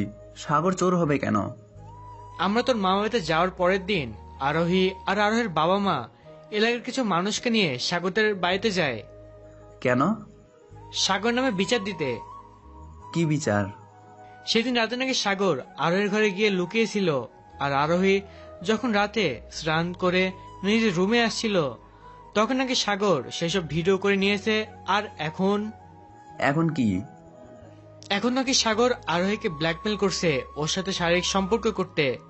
যদি আরোহী রাজি না হয় তাহলে নাকি সাগর বলছে ভিডিওটা ইন্টারনেটে ছেড়ে দিবে। তুই কি পাগল হয়ে গিয়েছিস? সাগর এসব আরোহীকে বলবে বা করবে কেন? সাগর যে আরোহীকে ভালোবাসে তা তো এলাকার কম বেশি সবাই জানে, আর ওদের দুই পরিবারও তো এই কথা জানে। এখানে তো সমস্যা হয়েছে। আরোহী বলেছে সাগরকে খারাপ প্রস্তাব দেওয়াতে আরোহী রাগ করে সাগরের সাথে কথা বলা বন্ধ করে দেয়, আর তাই সাগর আরোহীর রুমে ঢুকে এসব ভিডিও বানিয়ে আরোহীকে ব্ল্যাকমেল করে। তারপর আরোহী আর উপায় না পেয়ে সাগরের সাথে শারীরিক সম্পর্ক করে, আর তার ভিডিও নাকি সাগর কোনোভাবে বানিয়ে ফেলে। আর এখন ওই দুই ভিডিওর ভয় দেখিয়ে সাগর আরোহীর কাছে টাকা দাবি করছে। টাকা না দিলে নাকি সাগর ভিডিওগুলো ইন্টারনেটে ছেড়ে দিবে, আর টাকা সাগরকে তোর মামা বাড়ি থেকে ফিরে আসার পরেই দিতে বলেছিল। জয় এত সময় মাথা নিচু করে আমার পাশে বসেছিল। কথাটা শোনার পর থেকে মাথা গরম হয়ে গিয়েছে, কারণ আমরা যতদূর জানি সাগর টাকার পাগল না, বরং আমি সবসময় দেখে আসছি ও টাকাকে অবহেলা করে চলেছে। হ্যাঁ, সাগর টাকার প্রতি এতটাই উদাসীন যে আমরা ওর সাথে বন্ধুত্ব, ওর টাকার প্রতি উদাসীনতা আর মানুষকে টাকা দিয়ে সাহায্য করা দেখেই করেছিলাম। আমার মনে হচ্ছে আরোহী সবাইকে মিথ্যে কথা বলেছে। কিন্তু কেন? এতে আরোহীর কি লাভ? আমার চোখে তো কোনো লাভ দেখছি না, বরং আমি আরোহীর ক্ষতি দেখছি। ক্ষতি? কি ক্ষতি? দেখ, সাগর আরোহী পরস্পরকে ভালোবাসে, আর ওদের পরিবারের মধ্যে কথাও হয়ে রয়েছে যে ওদের পড়ালেখার পর ওদের বিয়ে দিয়ে দিবে, আর এদিকে সাগরের বড় ভাইয়ের বিয়েও হয়ে যাবে। এখন এইসব করে আরোহীর কি লাভ হলো? এখন তো আর ওদের ভালোবাসা পূর্ণতা পাবে না। সাগর যে এইসব করেছে তার প্রমাণ কি? তুই তো জানিস সাগর ভুলবশত ওর মোবাইল বাড়িতে রেখে গিয়েছিল, আর তার মধ্যেই ওই দুটো ভিডিও পেয়েছে। প্রতিশোধ নিয়েছে ও। কে কার উপর প্রতিশোধ নিয়েছে? আরোহী সাগরের উপর প্রতিশোধ নিয়েছে। প্রতিশোধ? কিসের প্রতিশোধ? সাগর কলেজে ওঠে প্রথম দিকে আরোহীর সাথে কি করেছে তোদের মনে আছে?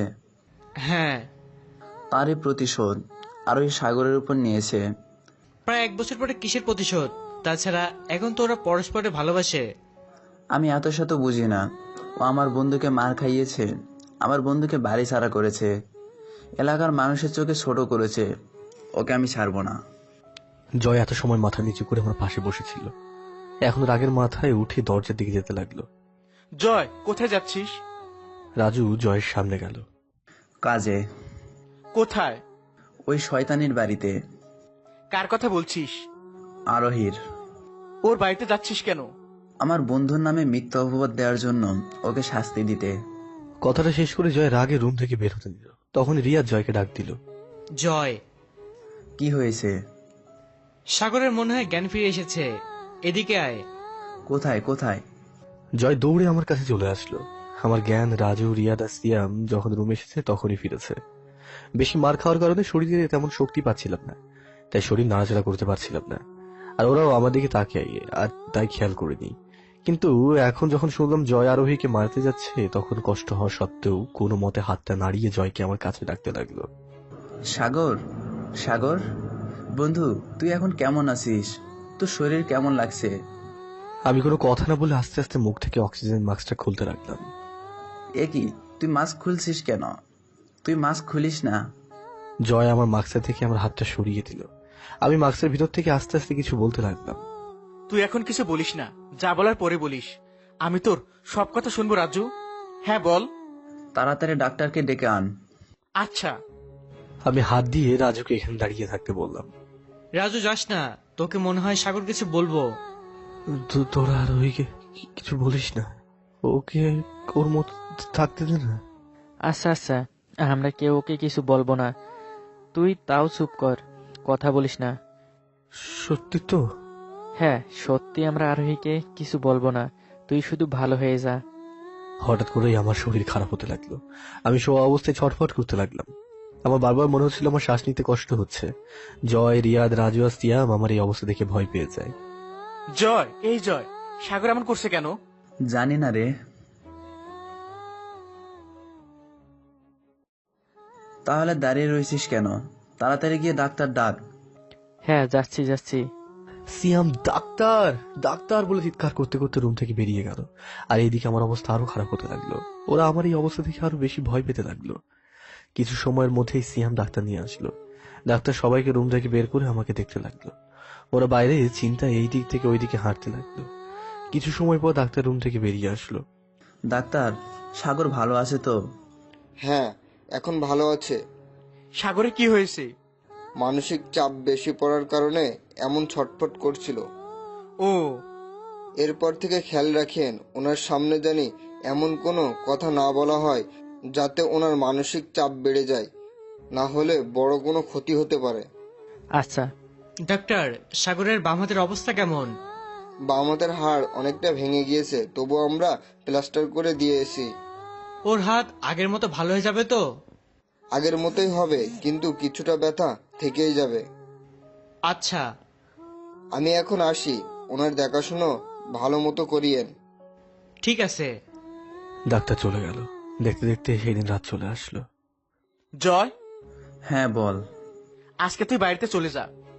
না, আমি সাগরকে একা ছেড়ে কোথাও যাব না। সাগরে এত চিন্তা করছিস কেন? আমি আসি তোর সাথে।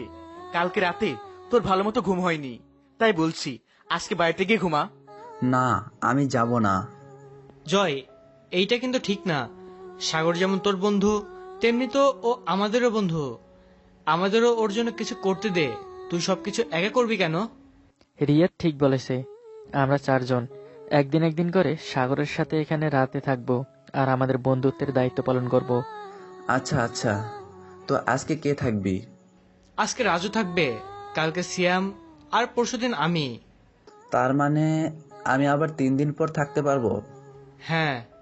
ঠিক আছে, তোরা যখন আমাকে এখানে থাকতে দিবি না, তো আমি বাড়িতেই চলে যাই। আরে মন খারাপ করিস কেন? চল, আমরাও তোর সাথে যাই। রিয়াদ আর সিয়াম জয়ের গলা জড়িয়ে ধরল। হ্যাঁ, চল। এভাবেই দিন কাটতে লাগলো। জয়, সিয়াম, রিয়াদ আর রাজুর সেবায় আমি আস্তে আস্তে সুস্থ হতে থাকি। এতদিন কেটে গিয়েছে, তবুও আমাকে দেখতে কেউ বাড়ি থেকে আসেনি। মোট কথায় জয়, রিয়াদ, রাজু, সিয়াম আর জয়ের মা বাবা ছাড়া আমার সাথে দেখা করতে কেউ আসেনি। দেখতে দেখতে আরো কিছুদিন কেটে গেল। আমি এখন আস্তে আস্তে হাঁটতে পারি, তবুও হাঁটতে গেলে কারো সাহায্য লাগে। কারণ কখনো কখনো হাঁটতে গেলে শরীরের ব্যথা পায়, আর তখনই নিজের উপর নিয়ন্ত্রণ হারিয়ে যেতে পারে। একদিন রাতে আমি হাসপাতালের বেডের উপরে বসে বসে ভাবতে লাগলাম, আচ্ছা আমি কি এত বড় অপরাধ করে ফেলেছি যার জন্য বাবা আমাকে মেরে বাড়ি থেকে বের করে দিল?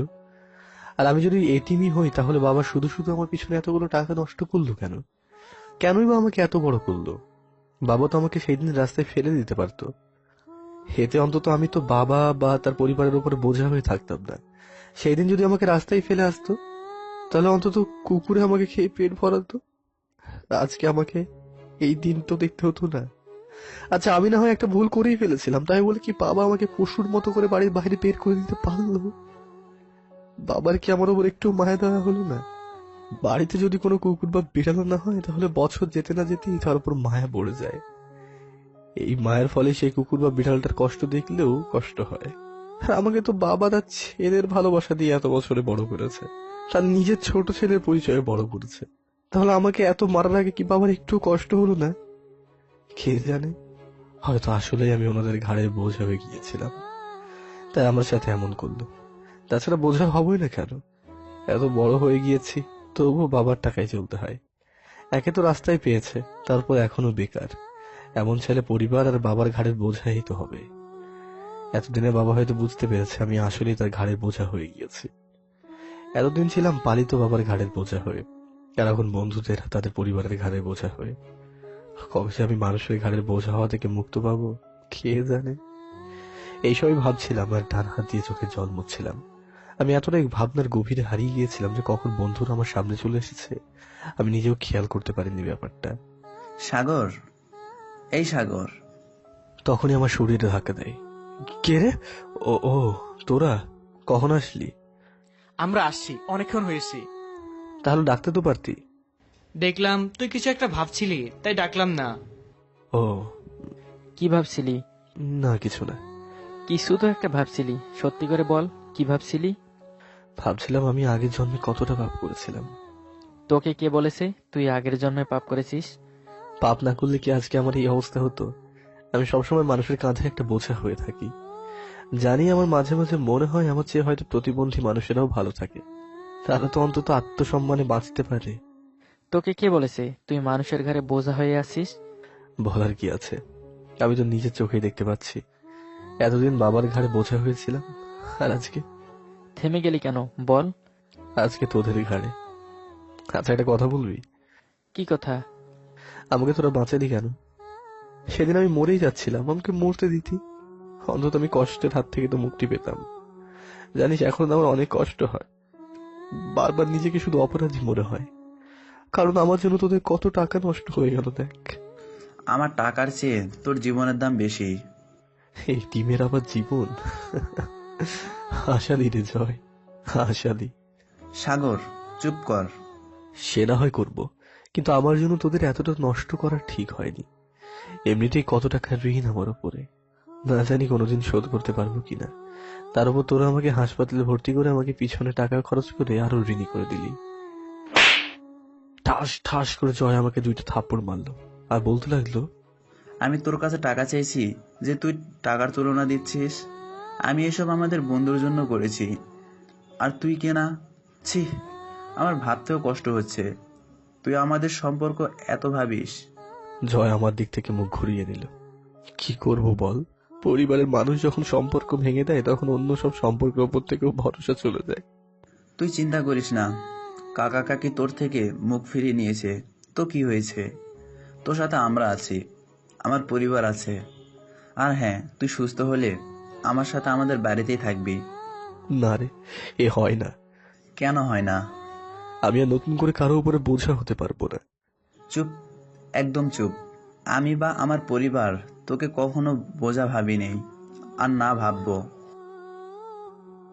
তুই যদি আর একটা কথা বলিস তাহলে এক থাপ্পড়ে তোর দাঁত বের করে দেব। আচ্ছা, আর কথা বলবো না। আমি চুপ করে গেলাম। তারপর যথারীতি আমার জন্য খাবার আসলো, আমি খেয়ে দিয়ে শুয়ে পড়লাম। আজকে আমার সাথে জয় থাকবে, বাকি সবাই চলে গেল। জয় জয়ের জায়গায় গিয়ে ঘুমিয়ে পড়লো, কিন্তু আমার চোখে আজকে ঘুম আসছে না।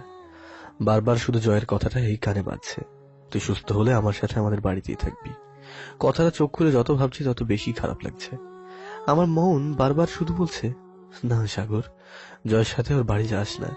এমনিতেই তুই জয়ের কাছে অনেক ঋণী হয়ে গিয়েছিস, আর ঋণী হোস না। তাছাড়া যেখানে তোর পরিবার তোকে বোঝা ভাবে, সেখানে তুই কোনোদিন যে তোর বন্ধুর পরিবারের উপরে বোঝা হয়ে যাবি না, তা কে বলতে পারে? আমি যতবার চাচ্ছি এই কথাগুলো না ভাবতে, ততবার আমাকে এই কথাগুলো ভাবাচ্ছে। তারপরেও অনেক কষ্টে কথাগুলো মাথা থেকে ঝেড়ে ফেলে ঘুমের দেশে হারিয়ে গেলাম। পরের দিন সকালে রিয়াজ, সিয়াম আর রাজু তাড়াতাড়ি হাসপাতালে চলে আসলো। জয় তখনও ঘুমিয়ে রয়েছে। ওরা 3জন আমার রুমে এসেই জয় বলে একটা চিৎকার করে উঠল।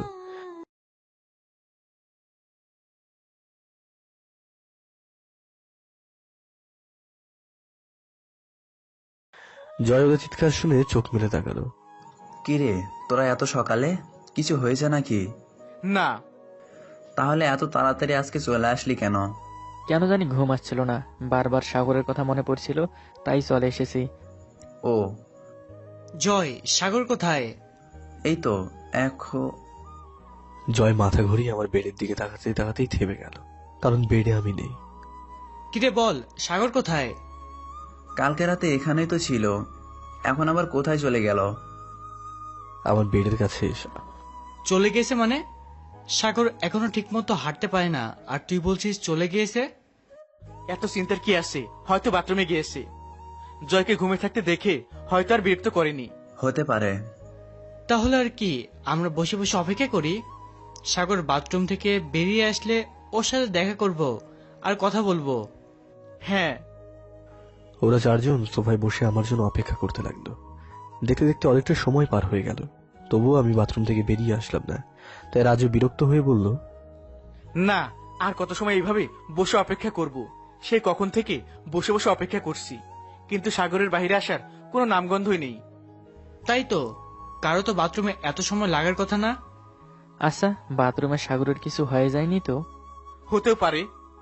তোরা বস, আমি গিয়ে দেখছি সাগর ভেতরে এত সময় ধরে কি করছে, আর এই ফাঁকে আমিও ফ্রেশ হয়ে আসি। আচ্ছা যা। জয় ওদের তিনজনকে বসিয়ে রেখে বাথরুমের কাছে চলে গেল। জয় যেই বাথরুমে দরজাটা ধাক্কা দিল তেমনি দরজাটা খুলে গেল। এমন একটা ভাব যে বাথরুমের ভিতরে কেউই নেই। জয়ের মনটা ধক করে উঠল। আর জয় ভাবতে লাগলো, দরজা এইভাবে খোলা কেন? তাহলে কি বাথরুমের ভিতরে সাগর নেই? কিন্তু জয় চিন্তাটা দূরে ঠেলে দিয়ে আবারও নিজের মনে মনে ভাবতে লাগলো, সাগর বাথরুমের ভিতরে না থেকে কোথায় যাবে? আমিও না কি সব চিন্তা করছি। জয় বাথরুমের সামনে দাঁড়িয়ে কি ভাবছিস? কিছু না। জয় উত্তর দিয়ে দরজা ঠেলে ভিতরে চলে গেল। ভিতরে গিয়ে জয় রাজু বলে চিৎকার করে উঠল। জয়ের চিৎকার শুনে রাজু, রিয়াদ আর সিয়াম দৌড়ে বাথরুমের দরজা ঠেলে ভিতরে চলে আসলো। কি হয়েছে জয়, এমন করে চিৎকার করে উঠলি কেন? সাগর তো নেই। নেই মানে? সাগর বাথরুমের ভিতর নেই। বাথরুমের ভিতরে না থাকলে যাবি কোথায়? তোরা বাইরে গিয়ে খোঁজ, সাগর হয়তো বাইরে গিয়েছে। সাগর ঠিকমতো হাঁটতে পারে না, আর তুই বলছিস ও বাহিরে গিয়েছে? তুই আগে ভেতরটা ভালো করে দেখ, সাগর হয়তো ভেতরেই কোথাও আছে। এইটুকু জায়গা আর কি ভালো করে দেখবো, তোরা বাইরে গিয়ে দেখ। ঠিক আছে, যাচ্ছি। ওরা সবাই দৌড়ে বাইরে আমাকে খুঁজতে চলে গেল। আর এদিকে জয় বাথরুমটা আরো ভালো করে দেখে নিল, কিন্তু তবুও কিছু পেল না। বাথরুমে দেখা শেষ করে জয় বাইরে গিয়ে মাথায় হাত দিয়ে সোফায় বসে চোখে জল ফেলতে লাগলো।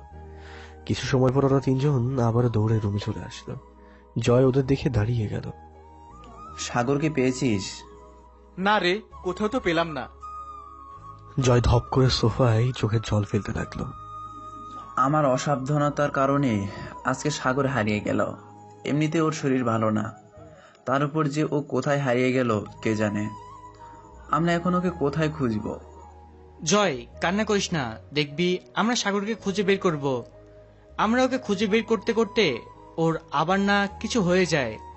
তুই চিন্তা করিস না, আল্লাহ সাগরের কোনো ক্ষতি হতে দিবে না। সাগর যেখানে থাকবে সুস্থ থাকবে। জয় নিশ্চুপ হয়ে কান্না করছে। জয়ের সাথে সাথে ওরা তিনজনও কান্না করছে। হঠাৎ করে রিয়াদের চোখ আমার বেডের পাশে গেল। সেখানে দেখতে পেল একটা পৃষ্ঠা উঠছে। জয় দেখ, পৃষ্ঠাটা উঠছে, হয়তো সেখানে সাগর কিছু লিখে গিয়েছে। ও কোথায় গিয়েছে বা না গিয়েছে? কোথায়? ওই যে বেডের পাশে। জয় দৌড়ে গিয়ে পৃষ্ঠাটা হাতে নিয়ে পড়তে লাগলো। জয়, কি লেখা আছে ওতে? একটু জোরে পড়, আমরাও শুনবো। হ্যাঁ। বন্ধুরা, তোরা আমাকে ক্ষমা করে দিস তোদের না জানিয়ে এইভাবে হাসপাতাল থেকে চলে আসার জন্য। বিশ্বাস কর, তোদের ছেড়ে যেতে আমার অনেক কষ্ট হচ্ছে। বারবার মনে হচ্ছে তোদের সাথে সারাটা জীবন থেকে যায়। জানিস, মনকে অনেকবার বোঝালাম একটু স্বার্থপর হয়ে যেতে, সারা জীবন তোদের সাথে থেকে যেতে, কিন্তু আমার মনটা আমাকে একটু স্বার্থপর হতে দিল না তোদের সাথে থাকতে। কারণ কি জানিস? কারণ তোরা আমার জন্য একটু বেশি করে ফেলছিস। হয়তো পূর্ব জন্মে একটু হলেও পূর্ণ করেছিলাম, তাই এই জন্মে তোদের মতো বন্ধু পেয়েছি। কিন্তু তোরা আমাকে নিয়ে এতটাই মেতে উঠেছিস যে তোদের নিজেদের একটা জীবন আছে তা তোরা ভুলেই গিয়েছিস। আজ প্রায় 1 মাসের বেশি হতে চললো আমি হাসপাতালে। এই 1 মাস তোরা তোদের পড়ালেখা কাজকর্ম ছেড়ে আমাকে নিয়েই মেতেছিলি। চাইলে আমি তোদের সাথে থাকতে পারতাম, কিন্তু কি বলতো, আমি না তোদের উপরে বোঝা হতে চাই না। এমনিতেই এতদিন তোদের অনেক টাকা খরচ করেছি, জানি না জীবনে তোদের এই ঋণ কোনোদিন শোধ করতে পারবো কিনা। জানি তোরা আমাকে অনেক ভালোবাসিস, আমিও কিন্তু তোদের কম ভালোবাসি না, কিন্তু তোদের ভালোর জন্য আমাকে তোদের ছেড়ে যেতে হচ্ছে। আমার মতো একটা চরিত্রহীন ছেলের সাথে তোরা থাকলে মানুষ তো তোদেরকেও খারাপ বলবে। আর আমার পরিবারের চাপ তো আছেই, জানি। আমি না ইচ্ছে করে আরোহীর সাথে সেসব করতে চাইনি, আমি এক প্রকার বাধ্য হয়েছিলাম।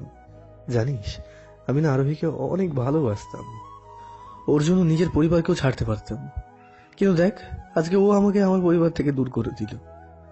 জয়, তুই আমার একটা কাজ করে দিবি প্লিজ? না করিস না। কখনো যদি তোর সাথে আমার বাবা বা ভাইয়ের সাথে কথা হয়, শুধু তাদের একবার জিজ্ঞাসা করিস আমি কি তাদের ঘাড়ের এতটাই বোঝা হয়ে গিয়েছিলাম যে তারা আমার একটা কথা না শুনে আমাকে বাড়ি থেকে তাড়িয়ে দিল। আমার তো বাকি সবার মতো তেমন কোনো চাওয়া পাওয়া ছিল না, আমি তো বেশি কিছু চাইনি, শুধু একটু ভালোবাসা চেয়েছিলাম। এইটাই কি আমার অপরাধ ছিল? জানি চিঠিটা পড়া শেষ করে তোরা আমাকে খুঁজতে যাবি, কিন্তু তাতে কোনো লাভ হবে না রে, কারণ ততক্ষণে আমি অনেক দূরে চলে যাব।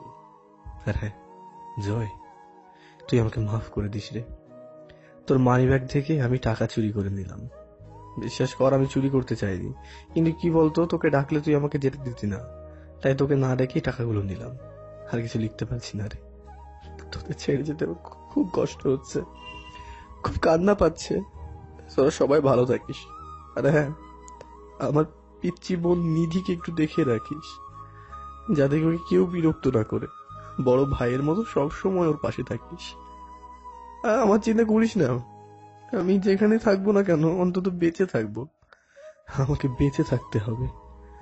সবাই বলে মা বাবার ভরণ পোষণের মূল্য নাকি কেউ সারা জীবনে দিতে পারে না, কিন্তু আমি মরার আগে তাদের ভরণ পোষণের মূল্য আর আরোহীর ইজ্জতের যে মূল্য নির্ধারণ করা হয়েছে তা পরিশোধ করেই মরবো, আর সাথে তোদের ঋণের মূল্য। না হলে যে আমি মরেও শান্তি পাবো না। চলি রে, ভালো থাকিস। ইতি, তোদের অভাগা বন্ধু সাগর। ওরা চারজন চিঠিটা পড়ে কান্নায় ভেঙে পড়ল। দেখতে দেখতে অনেকগুলো দিন চলে গেল। ওদের পরিবারের মানুষ ওদেরকে বুঝিয়ে অনেক কষ্টে আজকে কলেজ পাঠিয়েছে। ওরা চারজন মন খারাপ করে কলেজ মাঠ দিয়ে ক্লাসের দিকে যাচ্ছে। ওদের থেকে কিছুটা দূরেই আরোহী ওর বন্ধু বান্ধবীদের নিয়ে আড্ডা দিচ্ছিল। ওদের চারজনকে আরোহী দেখে ওদের শুনিয়ে শুনিয়ে জোরে জোরে বলতে লাগলো, ওই পূজা, দেখ দেখ ভার্সিটিতে আজকে কারা এসছে। কারা এসেছে? কারা আবার? এলাকার নাম করা ছেলে বন্ধুরা। আরোহী, তুই কার কথা বলছিস? কার আর কথা বলবো, বুঝিস না? না তো। আরে আমি চরিত্রহীনটার কথা বলছি রে। দূর, তোর কথা বুঝতে পারছি না, একটু পরিষ্কার করে বল। আমি সেই এতিম ছেলেটার কথা বলছি, যার বাবা তাকে মেরে বাড়ি থেকে বের করে দিয়েছে। আমি সেই ছোট লোকটার কথা বলছি যে নাকি আমাকে ভালোবাসতে এসেছিল। আমি ওই ছেলেটার কথা বলছি যাকে তার পরিবার নাকি বোঝা ভাবে। ও, তুই সাগরের সাথে কথা বলছিস? হ্যাঁ রে হ্যাঁ, আমি ওই বোঝাটার কথাই বলছি। আসলে ও একটা বোঝা, যার কাছে গিয়েছে শুধু তাদের টাকা নষ্ট করেছে। এতদিন পরিবারের টাকা নষ্ট করেছে, আর এখন বন্ধুদের টাকা নষ্ট করছে। ওরা যে ওই বোঝাটাকে কেন ঘাড়ে বয়ে বেড়াচ্ছে আমি বুঝতে পারছি না। কথাটা বলেই আরোহী হাসতে লাগলো। এইদিকে আরোহীর কথা শুনে জয়ের মাথা গরম হয়ে গেল। তারপর জয় আরোহীর দিকে তেড়ে যেতে লাগলো। জয় আরোহীর কাছে গিয়ে যা করলো আরোহী কখনো ভাবতেও পারেনি যে জয় এমন কিছু তার সাথে কোনোদিনও করবে। জয় টাস টাস করে কোনো কথা না বলে আরোহীর গালে 2-4 থাপ্পড় বসিয়ে দিল। জয়, তুই আমাকে থাপ্পড় মারতে পারলি? তোর কপাল ভালো, তোকে শুধু থাপ্পড় মেরেছি। আমার তো ইচ্ছে করছে তোকে কুপিয়ে কুপিয়ে এখানে মেরে ফেলি। ওই ফকুন্নি ছোট লোকের জন্য তোর এত ভালোবাসা উঠলো কেন রে? পূজা, মুখ সামলে কথা বল। গত বছর পর্যন্ত না তোরা ওদের দেখতে পারতি না? 1 বছরে ও তোদের এমন কি জাদু করলো যে ওর এত ভালো বন্ধু হয়ে গেলি? সাগর আমাদের জাদু করে নেই, উল্টা আমাদের মানুষ বানিয়েছে। কেন, তোরা কি আগে অমানুষ ছিলি নাকি? হ্যাঁ, সাগরের সাথে মেশার আগে আমরা অমানুষই ছিলাম, কিন্তু ওর সাথে মেশার পর, ওর সাথে চলার পর মানুষ হতে শুরু করেছি। ওই ছোট লোকের মধ্যে কি এমন দেখলি যে তোরা মানুষ হতে শুরু করলি?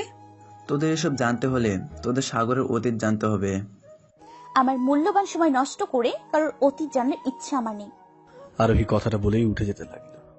আরোহী, বস না একটু, ক্লাস শুরু হওয়াতে অনেক সময় বাকি রয়েছে, একটু না হয় শুনি। ঋতু আরোহীর হাত ধরে টান দিয়ে আরোহীকে বসিয়ে দিল। হ্যাঁ আরোহী, শুনে যা। তোরা যখন বলছিস তাহলে না হয় একটু শুনি। তোরা তো জানিস আমরা এক এলাকায় বড় হয়েছি, কিন্তু ছোট থেকে সাগরের সাথে আমরা কেউই মিশতাম না বললে ভুল হবে। আমরা মিশতে পারতাম না, কারণ সাগর বাকি সবার চেয়ে আলাদা ছিল। আমাদের মতো স্কুলে এসে মেয়েদের সাথে কথা বলতো না, না কোনো মেয়ের দিকে তাকাতো। আমরা বন্ধুরা সবাই স্কুল পালিয়ে এদিক ওইদিক ঘুরতাম, কিন্তু ও সবসময় স্কুলেই পড়ে থাকতো। এমনকি ছুটির পর আমরা সবাই মিলে কত আড্ডা দিতাম, কিন্তু ওই স্কুল ছুটি হওয়ার সাথে সাথেই বাড়িতে চলে যেত। সাগর প্রতিদিন একটা কাজই করত। সকালে বাড়ি থেকে স্কুলে আসতো, সামনের বেঞ্চে বসতো, স্যার ম্যামদের কথা শুনতো, আবার ছুটি হলে মাথা নিচু করে বাড়িতে চলে যেত। জানিস, আমরা কখনোই সাগরকে প্রাইভেট পড়তে দেখি নাই। যেখানে আমরা সারা বছর প্রাইভেটের পিছনে ছুটতাম, সেখানেও বাড়ির ভিতরে থাকতো। মাঝে মাঝে দেখতাম সাগর বই খাতা নিয়ে স্যার ম্যামদের কাছে যেত, আর কোনো সমস্যা হলে তাদের কাছে গিয়ে বুঝে নিত। তার কারণে বিভিন্ন সময়ে আমরা ওকে বিভিন্ন নামে ডাকতাম আর সবসময় ওর সাথে মজা করতাম।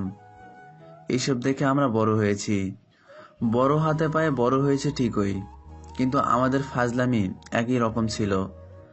অবাক হওয়ার বিষয় কি জানিস, আমরা সাগরকে নিয়ে এত ফাজলামি করতাম, সাগর কখনো আমাদের কিছু বলতো না। আমাদের গালি দেওয়া দূরের কথা, ও আমাদের খারাপ মুখে কথাও বলতো না। এখন গত বছরের সেই দিনটার কথা মনে পড়ে, যেদিন সাগর প্রথম আমাদের সাথে কথা বলেছিল। আমরা তিনজনে কলেজ শেষ করে আমার বাইক নিয়ে বিভিন্ন জায়গায় ঘোরাঘুরি করে বাড়িতে ফিরছিলাম। হঠাৎ করে মাঝ রাস্তায় রাজু সাগরের মতো কাউকে দেখতে পায় আর আমাকে বলে, জয়, বাইক থামা। কেন, কি হয়েছে? সামনের ছেলেটা সাগর মনে হচ্ছে না। মনে হচ্ছে কি ওইটা তো সাগরই। কিন্তু ও মাঝ রাস্তায় কি করছে? আর ওর পাশের রাস্তায় পড়া ওই লোকটি বা কে? ওই লোকটিকে আগে তো কখনো ওর সাথে দেখিনি। চল তো ওর কাছে গিয়ে দেখি কি হয়েছে। হ্যাঁ চল। তারপর আমি বাইক নিয়ে সাগরের কাছে চলে যেতে লাগলাম। সেই দিন সাগরের কাছে যাওয়ার কারণ ওই লোকটি ছিল, কারণ দূর থেকে দেখা যাচ্ছিল লোকটি রাস্তায় পড়ে রয়েছে। আর রাস্তায় এই পাশ আর ওই পাশের মানুষ লোকটির কাছে না এসে দূরে থেকে মোবাইল দিয়ে ভিডিও বানাচ্ছে। অন্যদিকে সাগর একবার রাস্তায় দৌড়ে গাড়ি থামানোর চেষ্টা করছে, আবার লোকটির কাছে গিয়ে লোকটিকে সাহস দিচ্ছে আর চোখ খুলে রাখতে বলছে। আমি বাইক নিয়ে কাছে যাওয়ার পর বুঝলাম লোকটি অ্যাক্সিডেন্ট করে রাস্তায় পড়ে রয়েছে। আর সাগর গাড়ি থামানোর চেষ্টা করছে, কিন্তু কেউ গাড়ি থামাচ্ছে না, উল্টো দূর থেকে দাঁড়িয়ে ভিডিও করছে। আমার বাইক নিয়ে সাগরের সামনে যেতেই সাগর দৌড়ে আমার কাছে আসলো। সাগরকে দেখে আমরাও বাইক থামিয়ে নিলাম। ভাই ভাই, একটু সাহায্য করো না প্লিজ। কি হয়েছে, এমন করছিস কেন? দেখ না, লোকটা অ্যাক্সিডেন্ট করেছে, ওনাকে একটু হাসপাতালে নিয়ে যাওয়ার ব্যবস্থা করে দিন না। লোকটা তোর কি হয়? আমার কিছু হয় না তো। তোর কিছু হয় যখন শুধু শুধু লোকটার জন্য এত কান্না করছিস কেন? যেভাবে রাস্তায় পড়ে আছে পরে থাকতে দে না। তোরা কি মানুষ? আমার কি মনে হচ্ছে জানিস তো, তোরা মানুষ না। তোরা এখানে দাঁড়ানো বাকি সবার মতো পশু হয়ে গিয়েছিস। আমার ভাবতেও ঘৃণা হচ্ছে আমি তোদের মতো অমানুষদের সাথে এত বছর পড়ালেখা করেছি। মানুষের সাথে ফাজলামি করতে করতে তোরা নিজেদের মনুষ্যত্বটাই মাটিতে মিশিয়ে দিয়েছিস। ছি! আমাদের থেকে মুখ ঘুরিয়ে। কি জানি কি বললি? লোকটা আমার আপন কেউ না, তাই না? আমি বাকি সবার মতো লোকটাকে মারার জন্য এখানে রেখে চলে যেতাম? আমি যদি বাকি সবার মতো হতাম না, তাহলে অনেক আগেই চলে যেতাম। আমিও চাইলে এখানে দাঁড়ানো প্রতিটা অমানুষের মতো হাতে মোবাইল নিয়ে ভিডিও করতে পারতাম, কিন্তু আমি পারিনি। কেন জানিস? কারণ ওদের মতো ছোট লোকের ফেসবুক আইডি ভাইরাল হওয়ার চেয়ে আমার কাছে এই লোকটার জীবনের মূল্য অনেক বেশি। আজকে তোরা আমাকে ওনাকে এখানে ফেলে রেখে সবার মতো চলে যেতে বলছিস।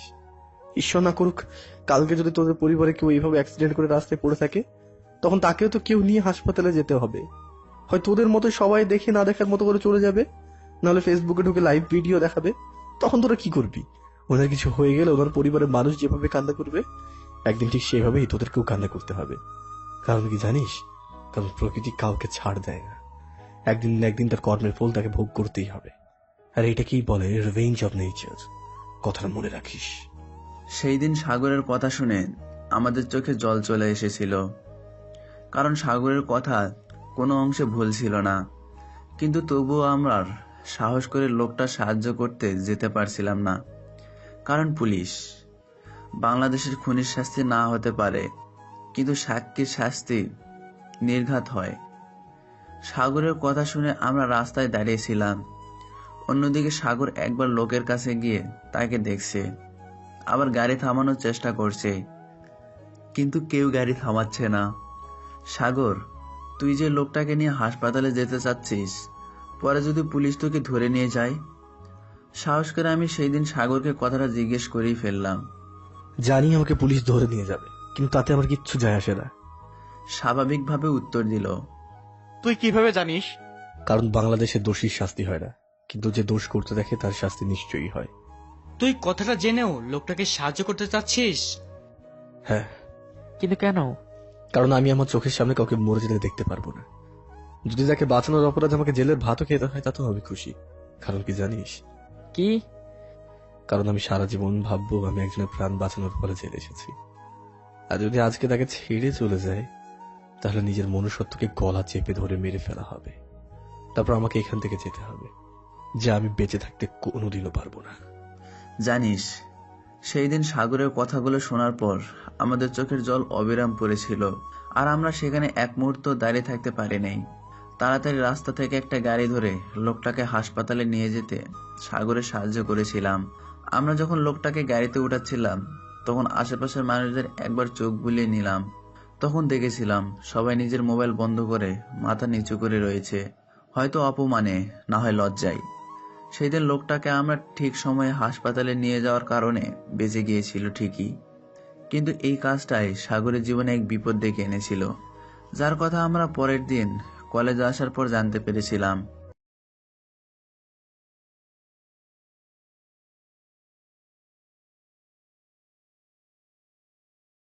পরের দিন যখন আমরা তিনজন কলেজে আসি তখন আগে থেকে সিদ্ধান্ত নিয়ে আসি যেভাবেই হোক আজকে সাগরের সাথে বন্ধুত্ব করব।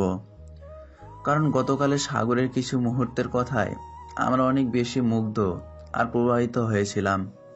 তাই আমরা নিজেদের লোভ সামলাতে না পেরে সাগরের সাথে বন্ধুত্ব করার সিদ্ধান্ত নেই।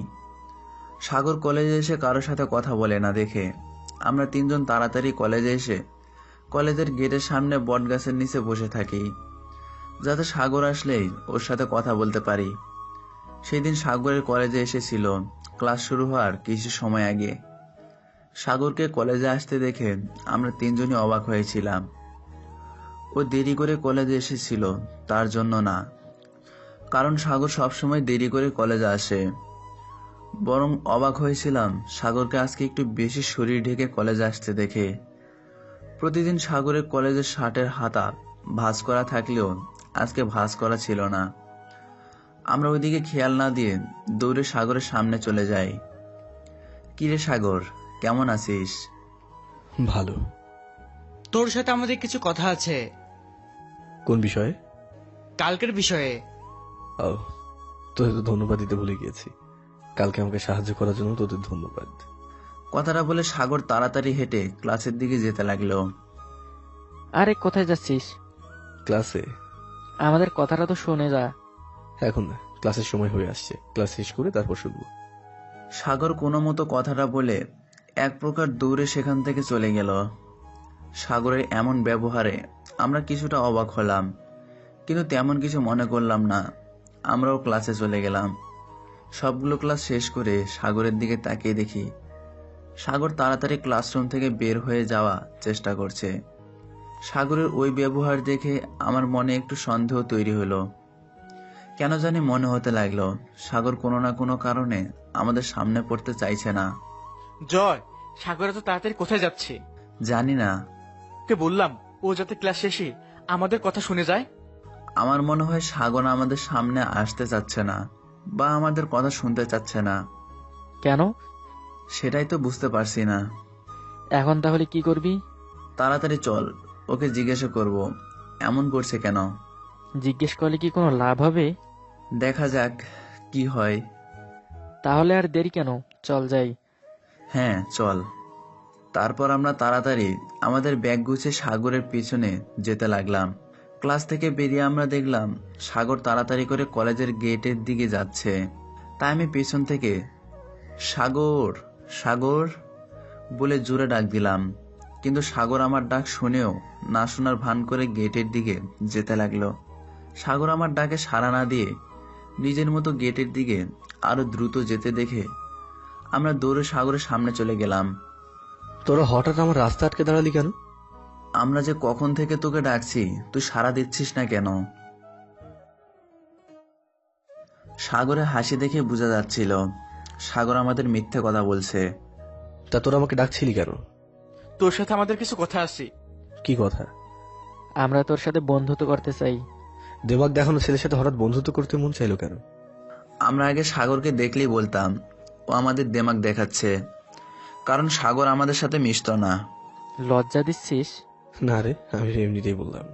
তাহলে বল, আমাদের সাথে বন্ধুত্ব করবি না? আচ্ছা, আজকে থেকে আমরা বন্ধু। তাহলে ক্যান্টিনে চল, এই খুশিতে ছোট একটা ট্রিট দিবি। না রে, আমার সময় নেই, আমাকে বাড়িতে যেতে হবে। সাগর আমাদের ঠেলে যেতে লাগলো। আরে চল। সাগরের হাত ধরে টান দিলাম। সরি, আমি বুঝতে পারি নাই। ঠিক আছে, চল। তোর চিৎকার শুনে মনে হলো তুই হাতে ব্যথা পেয়েছিস, কিন্তু তুই ব্যথা পেলি কি করে? না মানে আসলে মানে কি মানে করছিস? আসলে কালকে হাসপাতাল থেকে বাড়ি ফেরার সময় রাস্তায় হোঁচট খেয়ে পড়ে গিয়ে ব্যথা পেয়েছি। কোথায় দেখি? না না, দেখা লাগবে না। দেখা লাগবে না মানে? যদি তুই বড় কোনো ব্যথা পেয়ে থাকিস তাহলে তো তোকে ডাক্তার দেখাতে হবে। না না, তেমন বড় না। আরে দেখতে দে। সাগর দেখতে দিতে চাচ্ছিল না, কিন্তু আমি জোর করে সাগরের শার্টের হাতা উপরে উঠে দিলাম।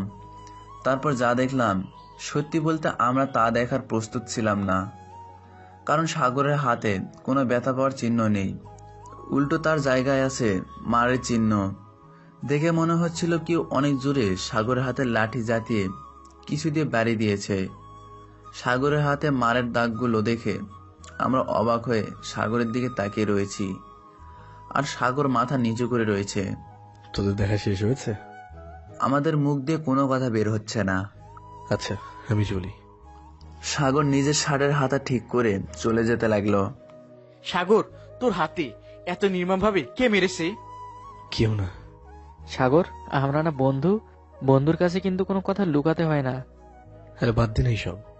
সাগর পিঠ ঘুরিয়ে যেতে লাগলো। বল না কি হয়েছে? এখানেও? হ্যাঁ। এত নির্মম ভাবে তোর সারা শরীরে কে মেরেছে? কেউ মারেনি। তাহলে এইগুলো কি? এগুলো পুরস্কার। পুরস্কার? কিসের পুরস্কার? কালকে ওই লোকটিকে বাঁচানোর পুরস্কার। মানে? মানে সাগর, আমরা বুঝতে পারছি কালকে বাড়িতে যাওয়ার পর তোর সাথে কিছু না কিছু একটা হয়েছে, তাই আমাদের কাছে আর লুকিয়ে লাভ নেই। যা বলার তা সত্যি সত্যি বলে দে। বুঝতে যখন পেরেছিস তাহলে শুনে আর কি করবি? বুঝতে পারছি কিছু একটা হয়েছে, কিন্তু কি হয়েছে তা তো জানি না, তাই শুনতে চাচ্ছি। আমাকে তাড়াতাড়ি বাড়ি যেতে হবে, আমি চলি। সাগর মুখ ঘুরিয়ে হাঁটতে লাগলো। আমি আমার বাইক দিয়ে তোকে বাড়িতে দিয়ে আসবো, তুই বল। বাইকে ওঠার অভ্যেস আমার নেই। বাইকে ওঠার অভ্যাস নাই নাকি? নাকি তুই আমাদের বলতে চাচ্ছিস না? তোদের যা মনে করার করতে পারিস। সাগর হাঁটতে লাগলো। সে তুই যাই বলিস, তোর সাথে কি হয়েছে তা না শোনা পর্যন্ত আমরা তোকে ছাড়ছি না। তোদের সাথে এখানে বসে তোদের কাহিনী শোনানোর মতো সময় আমার কাছে নেই। দরকার পড়লে তোর সাথে হেঁটে হেঁটে আমরা বাড়িতে যাব, তবুও কাহিনী শুনেই তোকে ছাড়বো। হ্যাঁ, জয় ঠিক বলেছে। তোর কাহিনী শুনতে যদি একদিন আমাদের হেঁটে হেঁটে যেতে হয় তাহলে আমরা হেঁটেই বাড়ি যাব। তোদের ইচ্ছে। কথাটা শেষ করে সাগর হাঁটতে লাগলো। আমিও বাইকটা তাড়াতাড়ি এনে বাইক সাথে করে নিয়ে সাগরের পাশে হাঁটতে লাগলাম। এখন বল। কালকে সন্ধ্যার আগে আমাদের বাড়িতে পুলিশ গিয়েছিল। কেন? আমাকে জিজ্ঞাসাবাদ করতে। কিসের জিজ্ঞাসাবাদ? লোকটি অ্যাক্সিডেন্ট কি করে করলো, আমি তাকে কিভাবে পেলাম, এইসব নিয়ে। তারপর কি পুলিশ তোকে ধরে থানায় নিয়ে গিয়েছিল? না না। তাহলে তোকে এমন ভাবে মারলো কে? ভাইয়া। কি? তুই একটু পরিষ্কার করে বলতো কি হয়েছিল। শুন তাহলে। কালকে পুলিশ আমাদের বাড়িতে এসে জিজ্ঞাসাবাদ করে চলে যাবার পর মা ভাইয়াকে ফোন করে বলে বাড়িতে আমার জন্য পুলিশ এনেছিল। মায়ের কথা শুনে ভাইয়া রেগে তার কাজকর্ম ফেলে রেখেই বাড়িতে চলে আসে। বাড়িতে এসে একটা লাঠি হাতে নিয়ে আমাকে রুমে আনে, আর তারপর জিজ্ঞাসা করে কোথায় কি করেছিস। মানে তুমি কোন বিষয়ে কথা বলছো? বুঝতে পারছিস না আমি কোন বিষয়ে কথা বলছি, নাকি বুঝেও না বুঝার ভাব করছিস? আমি সত্যি বুঝতে পারছি না তুমি কোন বিষয়ে কথা বলছো। কোথায় কি অপকর্ম করে এসেছিস যার জন্য বাড়িতে পুলিশ এসেছিল? আমি কোনো অপকর্ম করিনি তো। তাহলে কি খুন করেছিস, নাকি আগের মতো কাউকে মারার চেষ্টা করেছিস?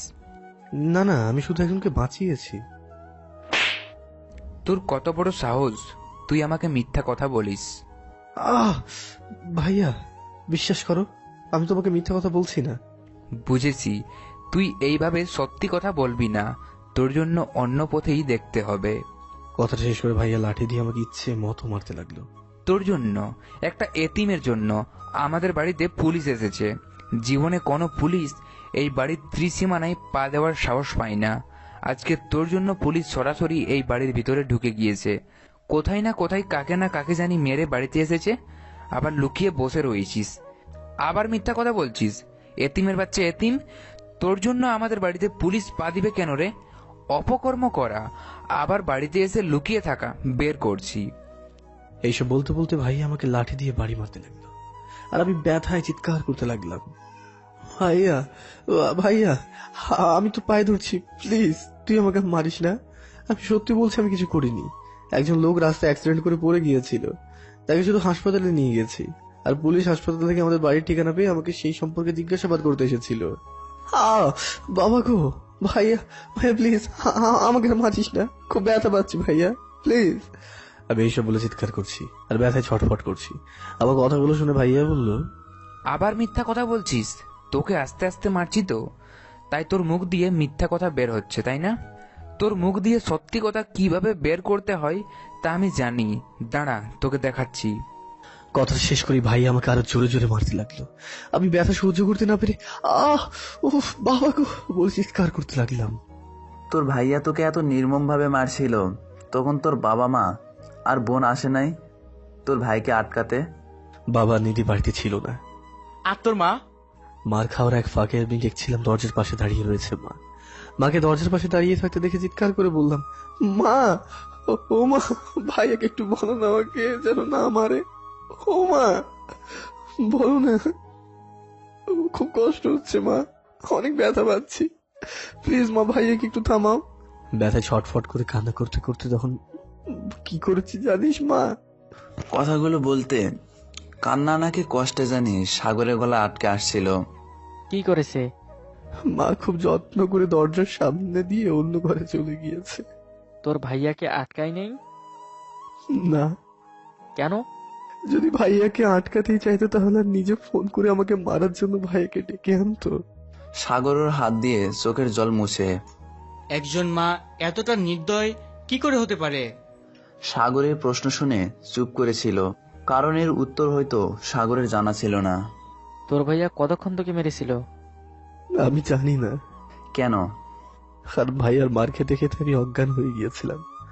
তোর ভাইয়া যে তোকে পশুর মতো মারলো, তোর বাবা তোর ভাইয়াকে কিছু বলে নাই? বাবা এই বিষয়ে কিছুই জানে না। তুই এত মার খাওয়ার পরেও হাসি মুখে কথা বলছিস কি করে? আমার জন্য এইসব নতুন না, তাই হয়তো হাসি মুখে কথা বলতে পারছি। মানে তোকে কি তোর ভাইয়া আগেও মারছে নাকি? সাগর কিছু না বলে প্রতি উত্তরে শুধু একটা মুচকি হাসি দিয়েছিল। শরীরে মরম দিয়েছিলি? নিধি দিয়ে দিয়েছিল। কখন? একটু খুলে বল। মার খাওয়ার পরে যখন আমি বিছানার উপরে অজ্ঞান হয়ে গিয়েছিলাম, রাতে শরীরে জ্বালার কারণে আমার জ্ঞান ফিরে আসে। আমি কোনো মতো মাথা ঘুরিয়ে পাশে তাকিয়ে দেখি নিধি কান্না করতে করতে আমার শরীরে মলম লাগিয়ে দিচ্ছে। নিধিকে কান্না করতে দেখে আমি বললাম, এই পিচ্ছি কান্না করছিস কেন? ভাইয়া, বড় ভাইয়া তোমাকে আজকে আবার মেরেছে। মেরেছে কিনা তা তো দেখতেই পাচ্ছিস। বড় ভাইয়া সব সময় তোমার সাথে এমন করে, তুমি কিছু বলতে পারো না? কি করে বলি বল, উনি তো আমারও বড় ভাই। তাতে কি হয়েছে? সব সময় এমন অত্যাচার কি সহ্য করা যায়? বাদ দে না, তুমি হয় ভাইয়াকে এরপর থেকে ভাইয়াকে মারের উত্তর দিবে, না হলে তাহলে কি? না হলে এই বাড়ি থেকে চলে যাবে। আমি বাড়ি থেকে চলে গেলে তোর ভালো লাগবে? আমার ভালো না লাগুক, কিন্তু আমি তোমাকে এভাবে মার খেতে আর দেখতে পারবো না। পিচ্ছি একটা। তারপর নিধি কান্না করতে করতে আমার সম্পূর্ণ শরীরে মলম লাগিয়ে দিয়ে আমাকে নিজের হাতে ভাত খাইয়ে ব্যথার ওষুধ খাইয়ে দিয়ে নিজের রুমে চলে যায়। আর আমি চুপচাপ পিচ্ছিটার দিকে তাকিয়ে থাকি। পিচ্ছিটা মাত্র সপ্তম শ্রেণীতে পড়লেও আমাকে কেমন করে খেয়াল রাখে, ঠিক যেন মায়ের মতো। আমার মাও এতটা খেয়াল আমার রাখে না। পিচ্ছিটার কথা ভাবতে ভাবতে আমি কালকে ঘুমিয়ে পড়েছিলাম। সকালে উঠে কাজ শেষ করে কলেজে চলে আসি। সকালের নাস্তা করিস নাই? আমার জন্য সকালের নাস্তা তৈরি হয় না। কেন? সে অনেক কথা, এখন আর বলার মতো সময় নেই। পাশে একটা রেস্টুরেন্ট আছে, চল কিছু খেয়ে নিবি। আর হাত ধরে টানতে লাগলাম। না রে, আমাকে বাড়িতে যেতে হবে। তুই বাড়িতে যাওয়ার জন্য এত উতলা হয়ে আছিস কেন? আমি তাড়াতাড়ি বাড়িতে না গেলে বাড়ির কাজগুলো কে করবে? কেন, তোদের বাড়ির কাজের লোক নাই? আছে তো। তাহলে সে করব, তুই তাড়াতাড়ি বাড়িতে যাবি কেন? আমি বাড়িতে না গেলে সে কাজ করবে কি করে? মানে? মানে আমাদের বাড়ির কাজের লোক এখন তোদের সাথে গল্প করছে। কোথায়? এখানে আমরা ছাড়া তো আর কেউ নেই। কেন? আমি আছি না। তুই মানে? মানে আমি বাড়ির কাজের লোক। কি? হ্যাঁ রে। আচ্ছা চলি রে, অনেক এমনিতেই দেরি হয়ে গেছে। আরো দেরি করে বাড়িতে ফিরলে পরে আবার ভাগ্যে দুপুরের খাবারটাও জুটবে না। কথাটা শেষ করে সাগর চলে যেতে লাগলো, আর আমরা অবাক হয়ে ওর চলে যাওয়ার দিকে তাকিয়ে রইলাম। জয়, সাগর এগুলা কি বলে? জানি না রে। সাগরকে যতদূর পর্যন্ত দেখা যায় ততদূর পর্যন্ত আমরা চারজন অবাক নয়নে তাকিয়েছিলাম। সাগর চোখের দৃষ্টি অগোচরে চলে যাওয়ার পর আমরা বাড়িতে চলে আসি, কিন্তু আমাদের মাথা থেকে প্রশ্ন দূর হচ্ছিল না। বারবার শুধু সাগরের কথা আর হাসিগুলি মাথায় আসছিল।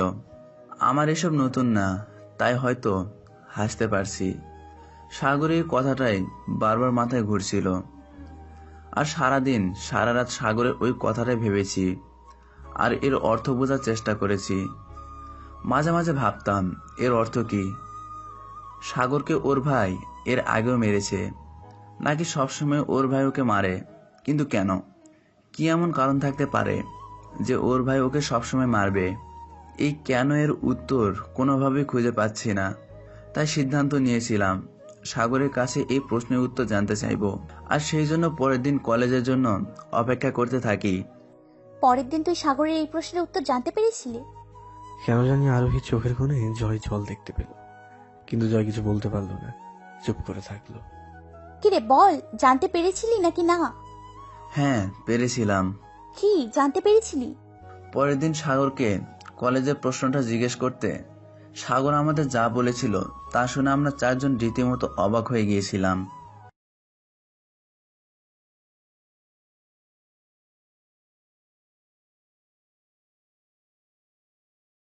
কি এমন বলেছিল যার জন্য তোরা অবাক হয়ে গেছিলি? শোন তাহলে। সেই দিন রাত আমাদের কাছে জানি শেষই হচ্ছিল না। সারা রাত আমরা চারজন অপেক্ষা করতেছিলাম কখন রাত শেষ হবে। কিন্তু ওই যে কথায় আছে না, অপেক্ষার প্রহর শেষ হতে একটু বেশিই দেরি হয়। আমাদের সাথেও ঠিক তেমনই ঘটেছিল। অপেক্ষা করতে করতে আমরা কখন যে ঘুমিয়ে পড়েছিলাম তা আমরা নিজেরাও জানি না। সকালে মা এসে আমাকে ডাক দেয়। জয়, এই জয়, ওঠ। মা, যাও তো, বিরক্ত করো না, একটু ঘুমাতে দাও। আর কত ঘুমাবি? কলেজের সময় তো হয়ে আসলো, কলেজে যাবি না? কয়টা বাজে? 9:30 বেজে গিয়েছে। কি, এত বেলা হয়ে গিয়েছে আর তুমি আমাকে এখন ডাকছো? আমি তো তোকে সে কখন থেকেই ডাকছি, তোরই তো বিছানা থেকে ওঠার কোনো নামগন্ধ নেই। মা, তুমিও না। এমনিতেই আজকে আমাকে একটু তাড়াতাড়ি কলেজে যেতে হতো, আর তুমি আমাকে এত বেলা করে ডাকলে, ধুর, ভাল লাগে না। বাথরুমের দিকে যেতে যেতে বললাম। যা বাবা, উনি সকালে ঘুম থেকে উঠবে না আর দোষ আমার হয়ে গেল। তারপর আমি কোনো মতো ফ্রেশ হয়ে এসে নাস্তা না করেই বাইক নিয়ে কলেজে চলে আসলাম। পেছন থেকে মা আমাকে ডেকে নাস্তা করে যেতে বলল, কিন্তু আমি দেরি হয়ে গিয়েছে বলে কলেজে চলে আসলাম। আমি কলেজে এসে দেখি আমাদের আড্ডা জায়গায় রাজু, সিয়াম আর রিয়াদ আগে থেকে বসে রয়েছে। আমি বাইক রেখে ওদের কাছে চলে গেলাম। কিরে জয়, আজকে কলেজে আসতি এত দেরি করলি কেন? আর বলিস না, কালকে রাতে অনেক দেরি করে ঘুমিয়েছি, তাই উঠতেও দেরি হয়ে গিয়েছে। রাতে কি এমন করছিলি যার জন্য দেরি করে ঘুমাচ্ছিস? আর বলিস না, সাগরের কথাগুলো চিন্তা করতে করতে ঘুমাতে পারে নাই। ওর কথা কালকে রাতে আমাদের কেউ ঘুমাতে দেয়নি, তাই আজকে তাড়াতাড়ি কলেজে চলে এসেছি। আচ্ছা, সাগর কি কলেজে এসেছে? না রে, সেই কখন থেকে ওর জন্য এখানে বসে অপেক্ষা করছি, কিন্তু ওর আসার কোনো চিহ্নই দেখছি না। আমার মনে হয় কি ও কলেজে আসবে না। আসবে আসবে, আমার সম্পূর্ণ বিশ্বাস আছে সাগর কালকে আসবে, কারণ সাগর কলেজ বন্ধ করার মতো ছেলে না। কিন্তু কখন? ওই তো সাগর আসছে। রিয়াদ গেটের দিকে হাত দিয়ে ইশারা করে। চল এখন তাহলে সাগরের কাছে যাই। হ্যাঁ চল। তারপর আমরা সবাই মিলে সাগরের সামনে গিয়ে উপস্থিত হলাম। সাগর আমাদের দেখে দাঁড়িয়ে গেল। তোরা সবাই দৌড়ে কোথায় যাচ্ছিস? আমরা তোর কাছে আসছিলাম। কেন? কালকের অসম্পূর্ণ কথা শুনতে। অসম্পূর্ণ কথা মানে? আরে ওই তোর ভাই তোকে এমন ভাবে মারে কেন? আর তোর মা দেখেও কিছু বলে না কেন? এসব কিছু জানতে চাই। এগুলো জেনে তোরা কি করবি? জানি না কি করব, কিন্তু আমরা জানতে চাই। কেন? এতদিন আমাকে নিয়ে এমনিতে মজা করেছিস, আর আজকে আমার কষ্টের কথা শুনে এইসব নিয়ে মজা করতে চাস নাকি? থাক, তোর কষ্ট করে কথা আমাদের শুনতে হবে না।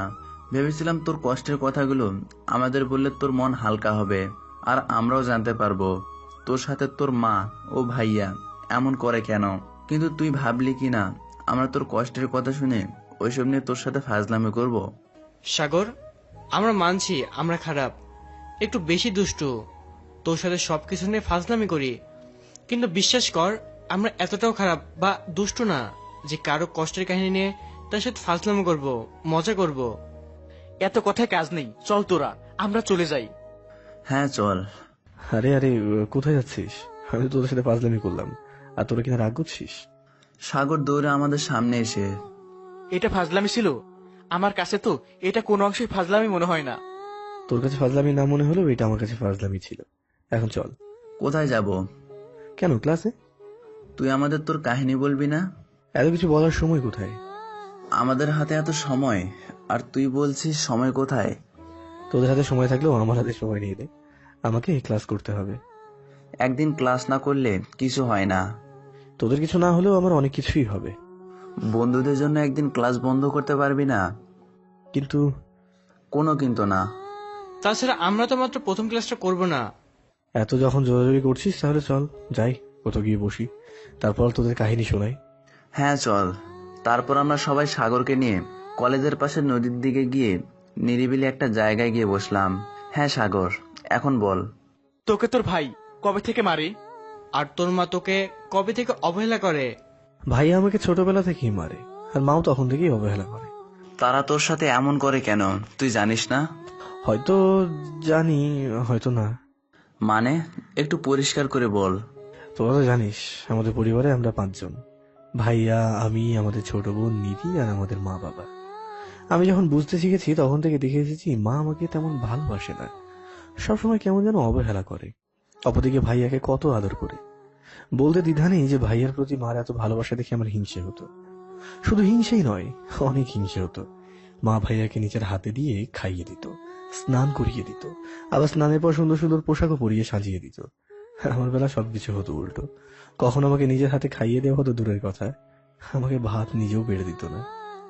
মা আমাকে স্নান করিয়ে সুন্দর সুন্দর পোশাক পরিয়ে সাজিয়ে দিয়েছে এমন শুধু আমি স্বপ্নেই দেখতাম, বাস্তবে মা আমার কাছেও আসতো না। তোরা হয়তো জেনে থাকবি আমি ছোট থাকতে বাবা অফিসের কাজে বেশি সময় বাড়ির বাইরেই থাকতো।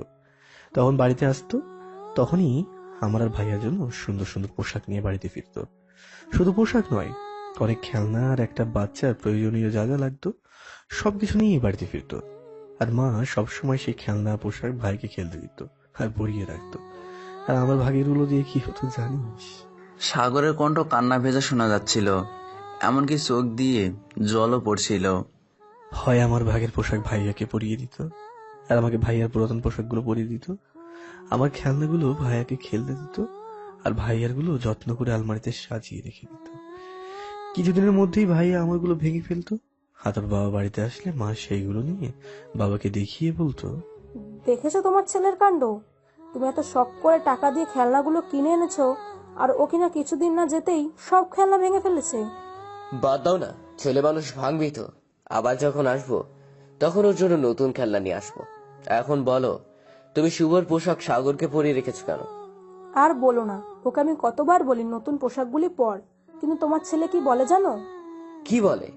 বলে আমি শুভ ভাইয়ার পোশাক পরবো, তুমি ওনাকে আমার পোশাক পরিয়ে দাও আর আমাকে ওনার পোশাকগুলো পরতে দাও।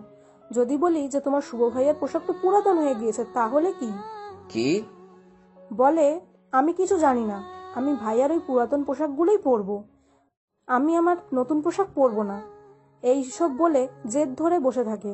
তারপর আমি আর কোনোভাবেই ওকে নতুন পোশাকগুলো পরাতে পারি না। মা বাবাকে এইসব বলে বুঝিয়ে দেয়। প্রথমে মনে করতাম মায়ের আদর ভালোবাসা হয়তো এমনই হয়, কিন্তু যখন আস্তে আস্তে বড় হলাম তখন বুঝতে পারলাম এইগুলো ভালোবাসা আদর কিছুই না, বরং এগুলো অবহেলা। তোর মা যে তোর সাথে এমন করে তুই তোর বাবাকে বলতি না? যখন বুঝতে শিখেছি যে মা নিজের ইচ্ছাতেই আমাকে অবহেলা করে, তখন একবার বাবাকে গিয়ে বলেওছিলাম। তারপর যা হয়েছিল তা আমার কাছে আরো বেশি দুঃখের আর কষ্টের ছিল। একদিন রাতে বাবা বাড়িতে ছিল। আমরা সবাই খাওয়া দাওয়া শেষ করে শোবার জন্য চলে গিয়েছি। বাবা নিজের রুমে বসে বসে একটা বই পড়ছে, আর মা ভাইয়াকে ঘুম পাড়িয়ে দিতে গিয়েছে। তখনও নিধি আমাদের মাঝে আসেনি। মা প্রতিদিন এমনই করে। খাবার পর ভাইয়াকে নিয়ে ভাইয়ার রুমে গিয়ে ঘুমিয়ে পড়ে, আর আমাকে বলে নিজের রুমে গিয়ে শুয়ে পড়তে, যেখানে ভাইয়ার জায়গায় মার উচিত আমাকে ঘুম পাড়িয়ে দেওয়া, কারণ আমি ভাইয়ার চেয়ে বেশি ছোট। সেদিন কেন জানি নিজের অভিমানগুলো ধরে রাখতে পারিনি, তাই আমি আমার রুম থেকে বাবার রুমে চলে গেলাম। আমি বাবার রুমে দরজার সামনে গিয়ে বললাম, বাবা। সাগর, তুমি এখানে ঘুমাবে না? তোমার সাথে আমার কিছু কথা ছিল, তাই বলার জন্য আসলাম। আগে আমার কাছে এসো, তারপর যা বলার বলিও। আমি এক পা করে বাবার কাছে গিয়ে বাবার কোলে বসলাম। হ্যাঁ, এখন বলো। আমি জন্ম নিয়ে তোমাদের উপর বোঝা হয়ে গিয়েছি, তাই না? কি বলছো এসব? তুমি আমাদের সন্তান, তুমি জন্ম নিয়ে আমাদের উপর বোঝা হবে কেন? আর তোমাকে এসব কে বলেছে? কেউ না। তাহলে এসব কি বলছো কেন? সাগর, কি হয়েছে? সত্যি করে বলো তো আমাকে। মা আমাকে একটু ভালোবাসে না। কে বলেছে তোমাকে তোমার মা ভালোবাসে না? তুমি জানো তোমার মা কত বেশি ভালোবাসে?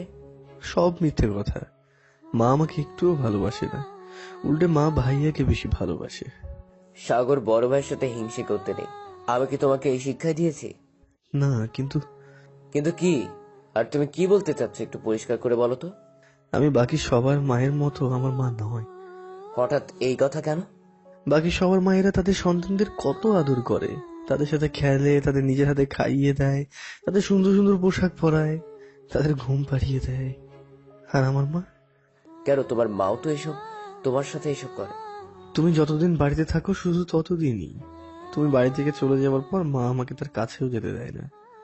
তুমি বাড়ি থেকে যাওয়ার পর মা আমার সাথে যেমন ব্যবহার করে, তা ওই পাশের বাড়ির বিজয়ের মা তাদের পালিত কুকুরটার সাথেও ব্যবহার করে না। বিজয়ের মা ওদের বাড়ির কুকুরটাকে কি সুন্দর করে খাবার বেড়ে সামনে দেয়, কত আদর যত্ন করে দেয়। আর আমার মা আমাকে একটু আদর করে না। তুমি বাড়ি থেকে চলে যাওয়ার পর সব সময় আমাকে ভাইয়ার পুরাতন পোশাক পরতে দেয়, আর ভাইয়াকে আমার নতুন পোশাকগুলো পরায়। মা কি সুন্দর করে ভাইয়াকে নিজের হাতে খাইয়ে দেয়, আর আমার সামনে শুধু ভাতগুলো বেড়ে রেখে দেয়। ভাইয়া যদি কখনো জ্বর আসে বা শরীর খারাপ হয়, তখন মা কেমন পাগল হয়ে যায়। কি দেখে কি করবে মা বুঝে উঠতে পারে না। অন্যদিকে আমার যদি জ্বর আসে বা শরীর খারাপ হয়, তাহলে আমার মা আমার ঘরেও আসে না। শুধু মা কেন, তখন ভাইয়াকেও আমার কাছে আসতে দেয় না। আবার কিছু হলে আমাকে আমার ঘরে বন্দি করে রাখে। সময় মতো দরজা খুলে খাবার আর ওষুধটা শুধু দেয়।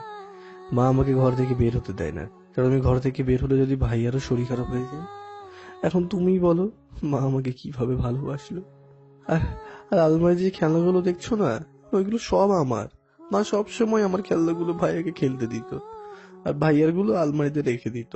আমাকে আমার খেলনাগুলো ছুঁয়েও দেখতে দিত না। আর ভাইয়া এগুলো ভেঙে ফেললে মা তোমাকে বলতো আমি ভেঙে ফেলেছি। আর ভাইয়াটাও ঠিক মায়ের মতো, আমার সাথে একটু খেলে না, আমাকে তার কাছে আসতে দেয় না, আমাকে একটু ভালোবাসেন।